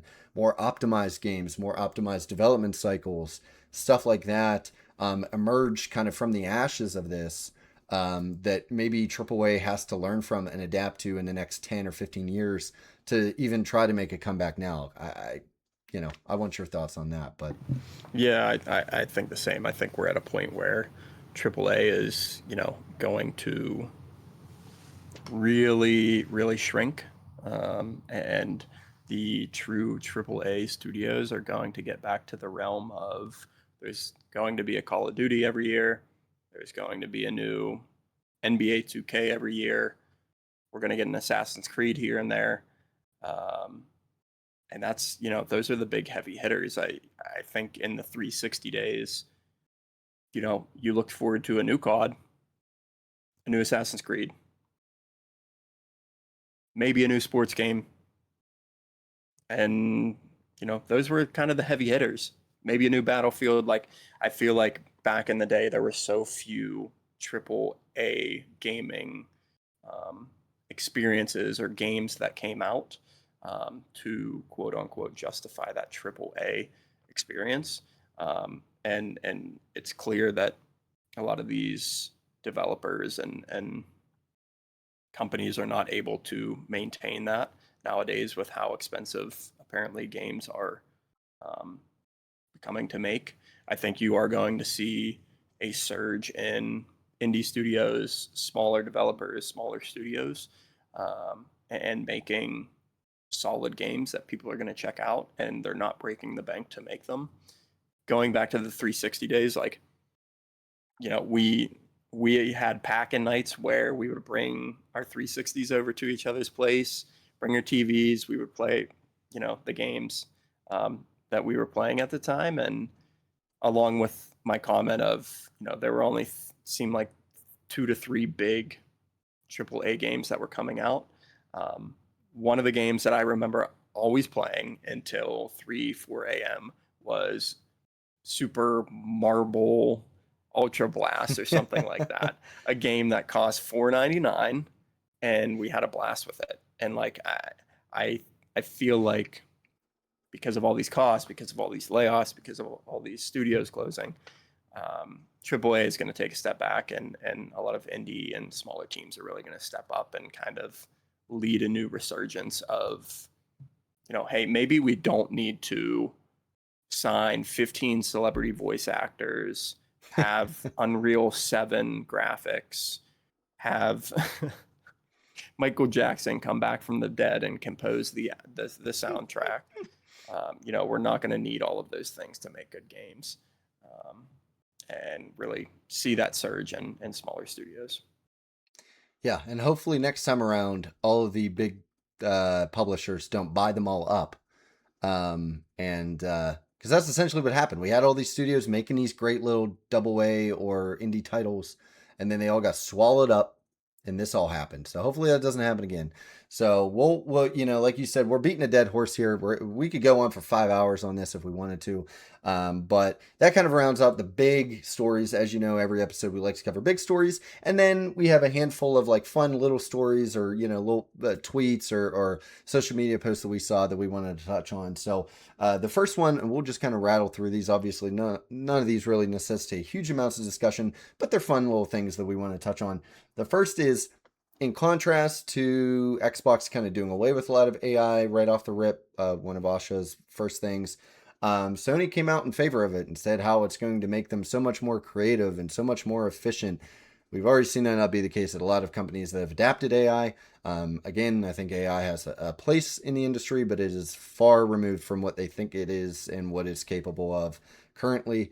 And I think Sony's going to FAFO, for lack of a better term, and find out that this is not going to be a great strategy. So I do see them coming out negative on this, but we'll have to see. Again, that was just kind of a tie back to a story we ran a couple weeks ago. Xbox also announced a couple new features. They're bringing unique gamer tags are now up to 15 characters, so I could make an even better Kahoot's name if I wanted to. You can play with Cloud while your game updates, and this is pretty cool. This actually kind of got like a little smile out of me when I saw it. So if your game's downloading, you can actually play the cloud version, which is like you stream the game to, while it's downloading, which I can only imagine cuts that download to like zero point 0.1 megabit per hour. I mean, it can't be great, but at the I very just least you can't get wait. to play. Yeah. I can't wait. So if you want to play GTA and you've been downloading it for the last 13 weeks, but you're not quite done yet, you can at least play it on a cloud for the next 13 weeks while it finishes downloading, while you take up 8 of those 8 terabyte hard drives, so that you can see every dimple on Lucia's butt cheeks. I think that's her name, Lucia. I think, I don't know. Regardless, As one does. as one does. So regardless, that's a super cool feature. Xbox 360 achievements now in the in-game hubs, and you can add any game to your wish list from the game card. So I'm a big fan of wish lists. It kind of keeps all the games that you wanted to see. It lets you track them for if they go on sale, stuff like that. So that's pretty cool. And finally, just to add on to what we talked about last episode, you can now buy now and pay later. This was like the spoonful of sugar to make the medicine go down that they released whenever they announced the price hikes. They're like, don't worry though, it might cost you the cost of a 2005 Camry. However, now you can pay for it in 18 easy installments with 0% APR. So yeah, if you do want to buy a console, you can pay it off over the next year and a half. Yeah, I'm gonna add it to my afterpaid Taco Bell that I DoorDashed last night. It's so ridiculous, man. This credit society we're building is insane.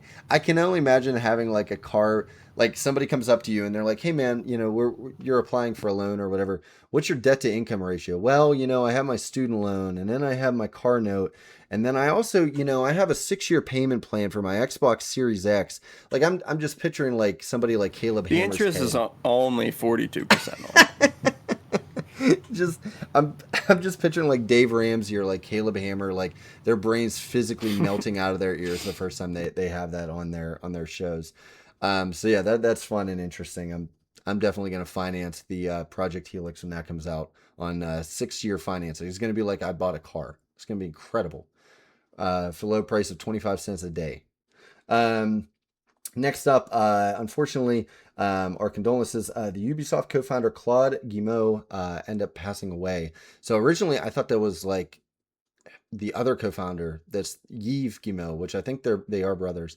I thought that was him at first, and I was like, "Oh my god!" No, this was just the co-founder. He wasn't quite as in the spotlight as Yves is, but that was sad to hear nonetheless. Um, and then so Halo, and I wanted to ask you because I could have sworn I couldn't find the tweet, but I could have sworn Halo originally said that you would need a PlayStation Plus account for both people in couch co-op. I found that tweet that said that. I could have sworn they walked that back and said, no, actually, no, that was, you don't, just one player needs it. Do you remember, is that the case or not? I sure hope so, but the only thing that I've seen on this is that you do require a PS Plus account for both accounts playing local couch co-op for Halo. Which is insane, man. How far have we come from the Xbox guest account?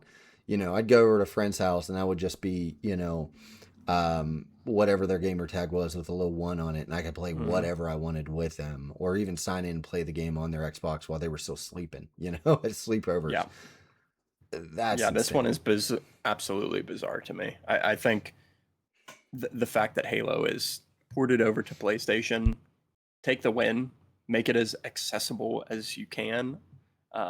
for players to sell as much as you can, because it's still crazy to me that Halo is offered on PlayStation. Um, but this is like, what's the point? Why are you like gating couch co-op for a remastered game from 15 years ago? It's just crazy.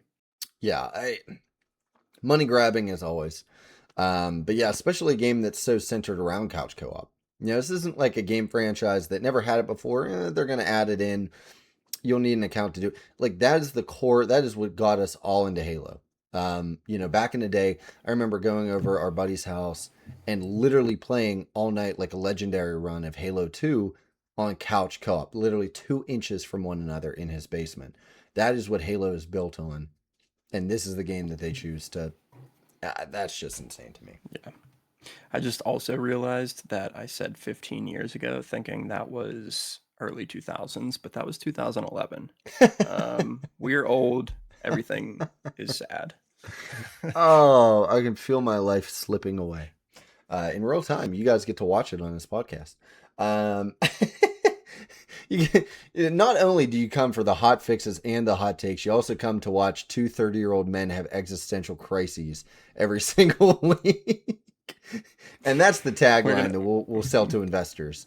We're gonna play this soundbite on episode 1432 one day and just look back and cry.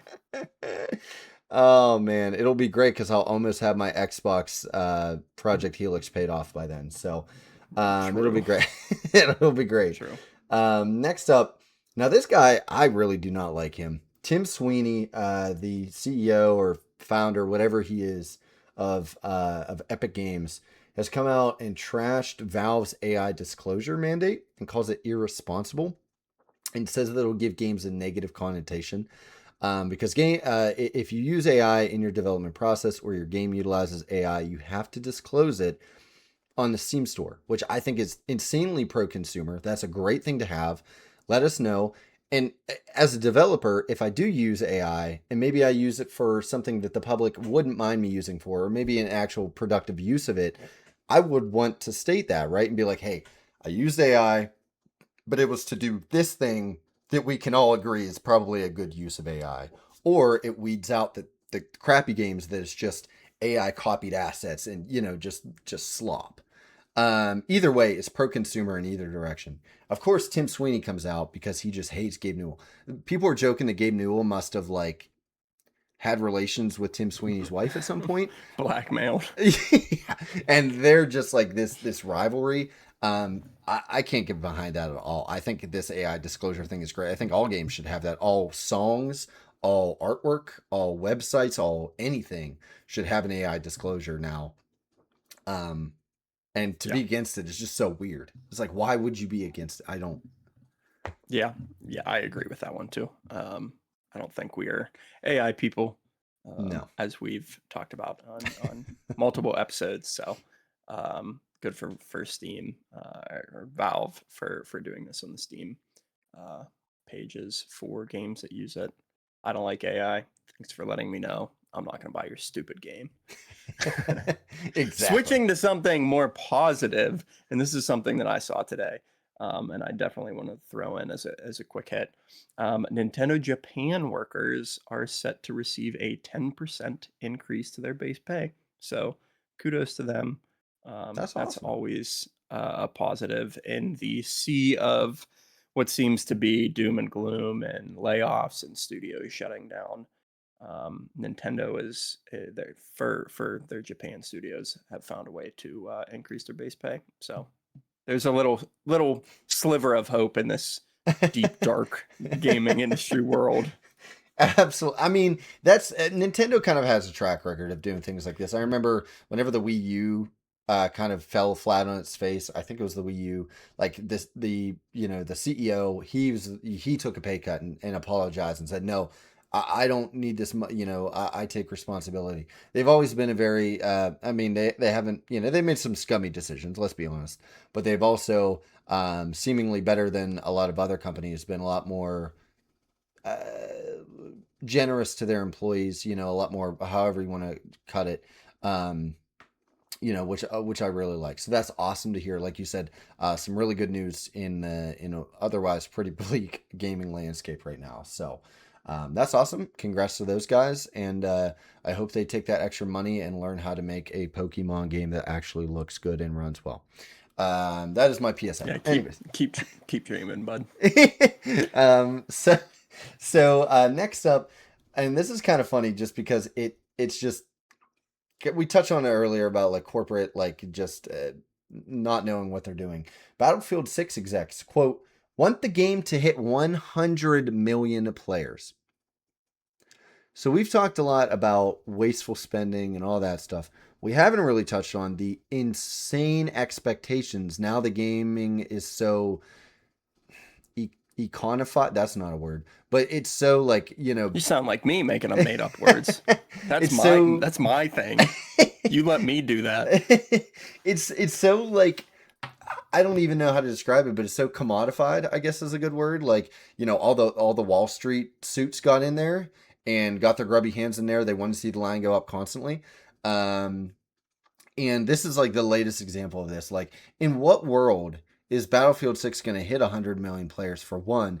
And for two, why would that be your benchmark?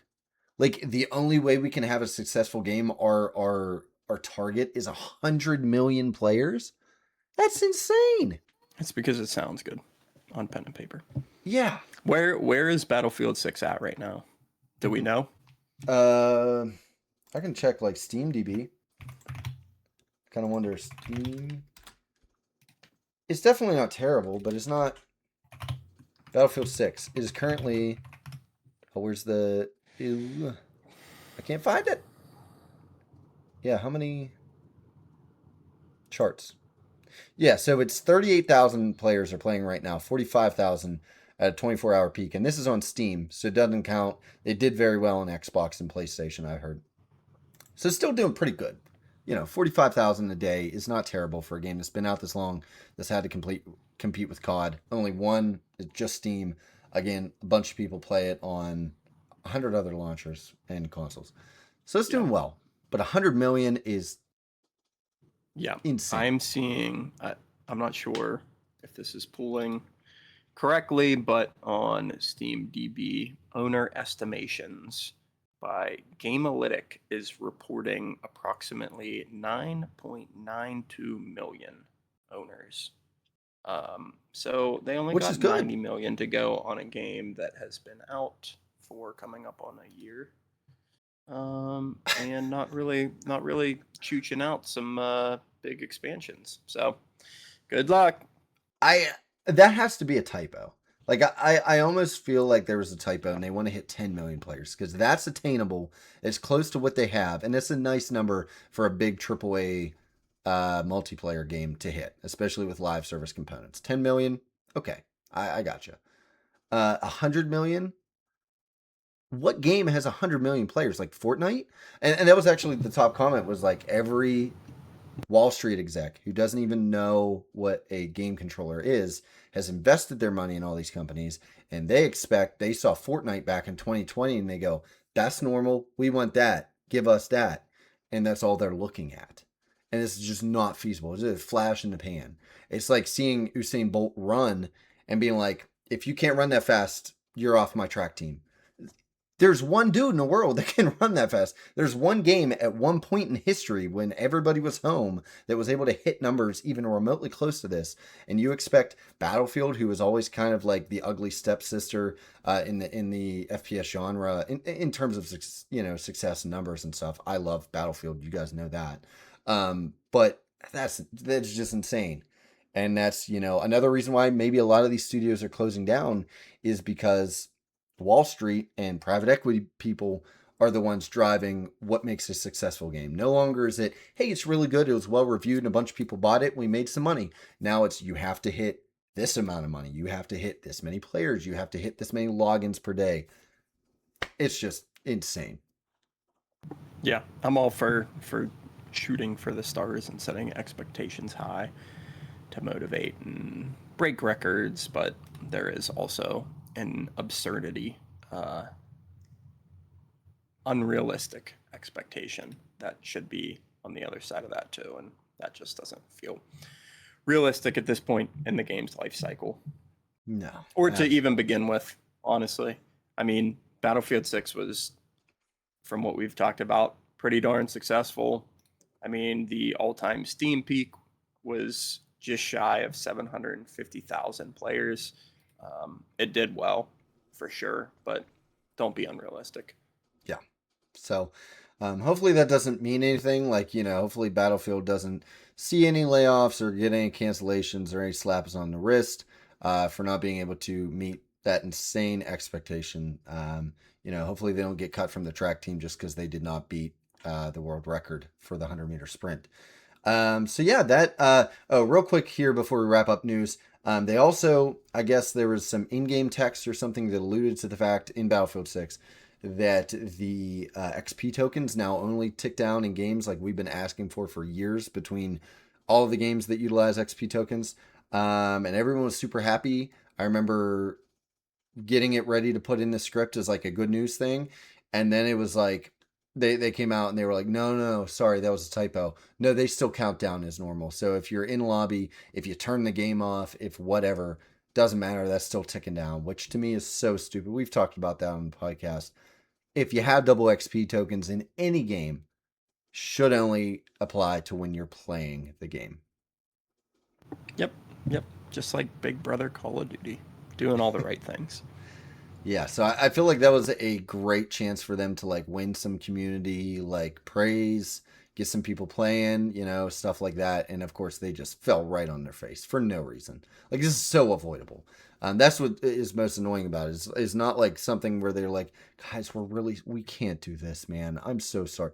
No, it's the easiest thing in the world to do, and they refuse to do it.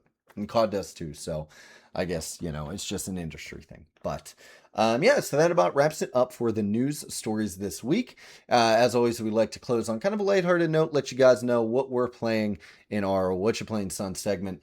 And for me, still chewing through Forza, hitting all the weekly challenge. I actually hopped on last night, got a bunch of them done. Gonna hop on after this and try to finish the weekly stuff. Still playing that pixel art survival city builder game, Roamstead. So having a good time with that. I actually tried the second big boss fight last night.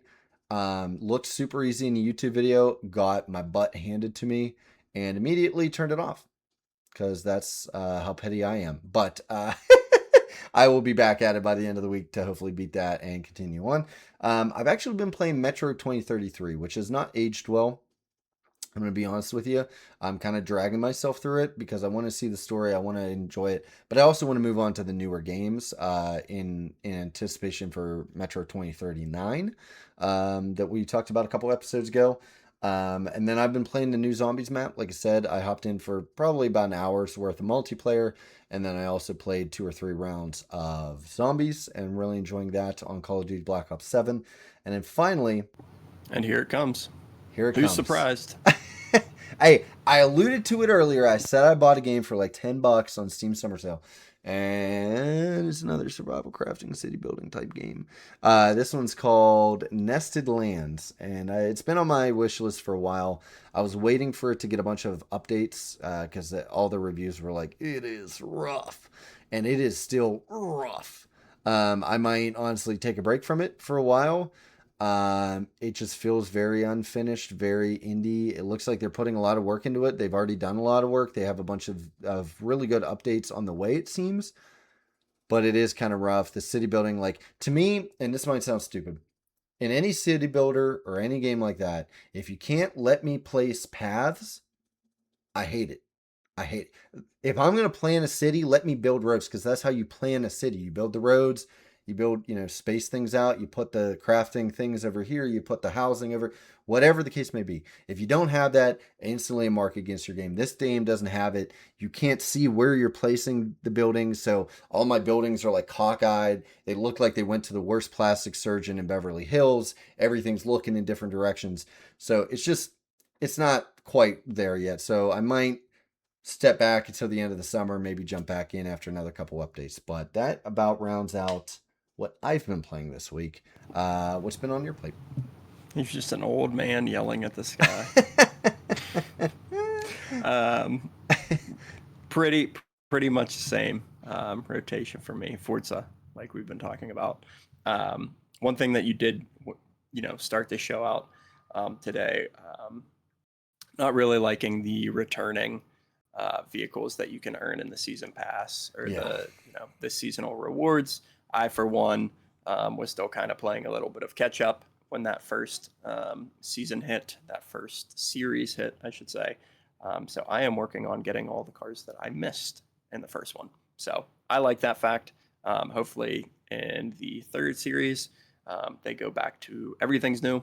So we'll see with that one. Like I said earlier, picked up Resident Evil Requiem on the Steam Summer Sale, and that has jump scared me quite a few times already. Really enjoying it so far, though. It's a good mix between the first person Grace main character gameplay, where it's slow. This main character is very scared at everything, and then switching to the third person. Um, Oh man, the RE fans are gonna rip me a new one. It's either Leon or Chris. I'm not a Uh-oh. huge Resident Evil Uh-oh. story person. I believe it's Attack him in the Leon. comments. Attack him now. Um, yeah, yeah. Honestly, I deserve it because it shows his name like full screen and text when he shows up. But switching to the more action based third person gameplay when you switch over to play as him has been pretty cool to see the two spectrums with that. Still playing a little bit of Destiny 2, really enjoying that last update. And I actually booted up Path of Exile 2 Oh. a few days ago, I think, playing Destiny, getting into that build crafting. Path of Exile 2 has gotten a lot of updates since I last played it when it originally dropped early access. So started a new class in the new league, so have been checking that out and having a pretty good time with it. The progression feels a lot quicker. It feels like the gear drop rate for some higher rarity gear is a lot better too. So I think that all of the updates have put it in a pretty good place. So I've been having fun checking that out on a new playthrough. Awesome. So yeah, guys, that about wraps it up. That is what we have been playing, and all of the crazy news stories of the past 2 weeks. We really hope, as always, that you guys have enjoyed. If you made it this far and you're watching on YouTube, please make sure to leave a like and make sure you're subscribed. I did want to toss out, we've been alluding to it last couple of weeks. You can now find us on a couple of different social networks. We have a Twitter, so that will be, or an X account, depending on your fancy there. That will be linked down in the description. Oftentimes we'll be tweeting out when we're recording an episode, different things like that, maybe some gaming takes throughout the week. We also have a Reddit account that we can link down below, where you can find some information on that. No subreddit yet. We're not famous enough for that, but, it is what it is. But then you can also find us on Spotify and iHeartRadio right now for podcast hosting sites.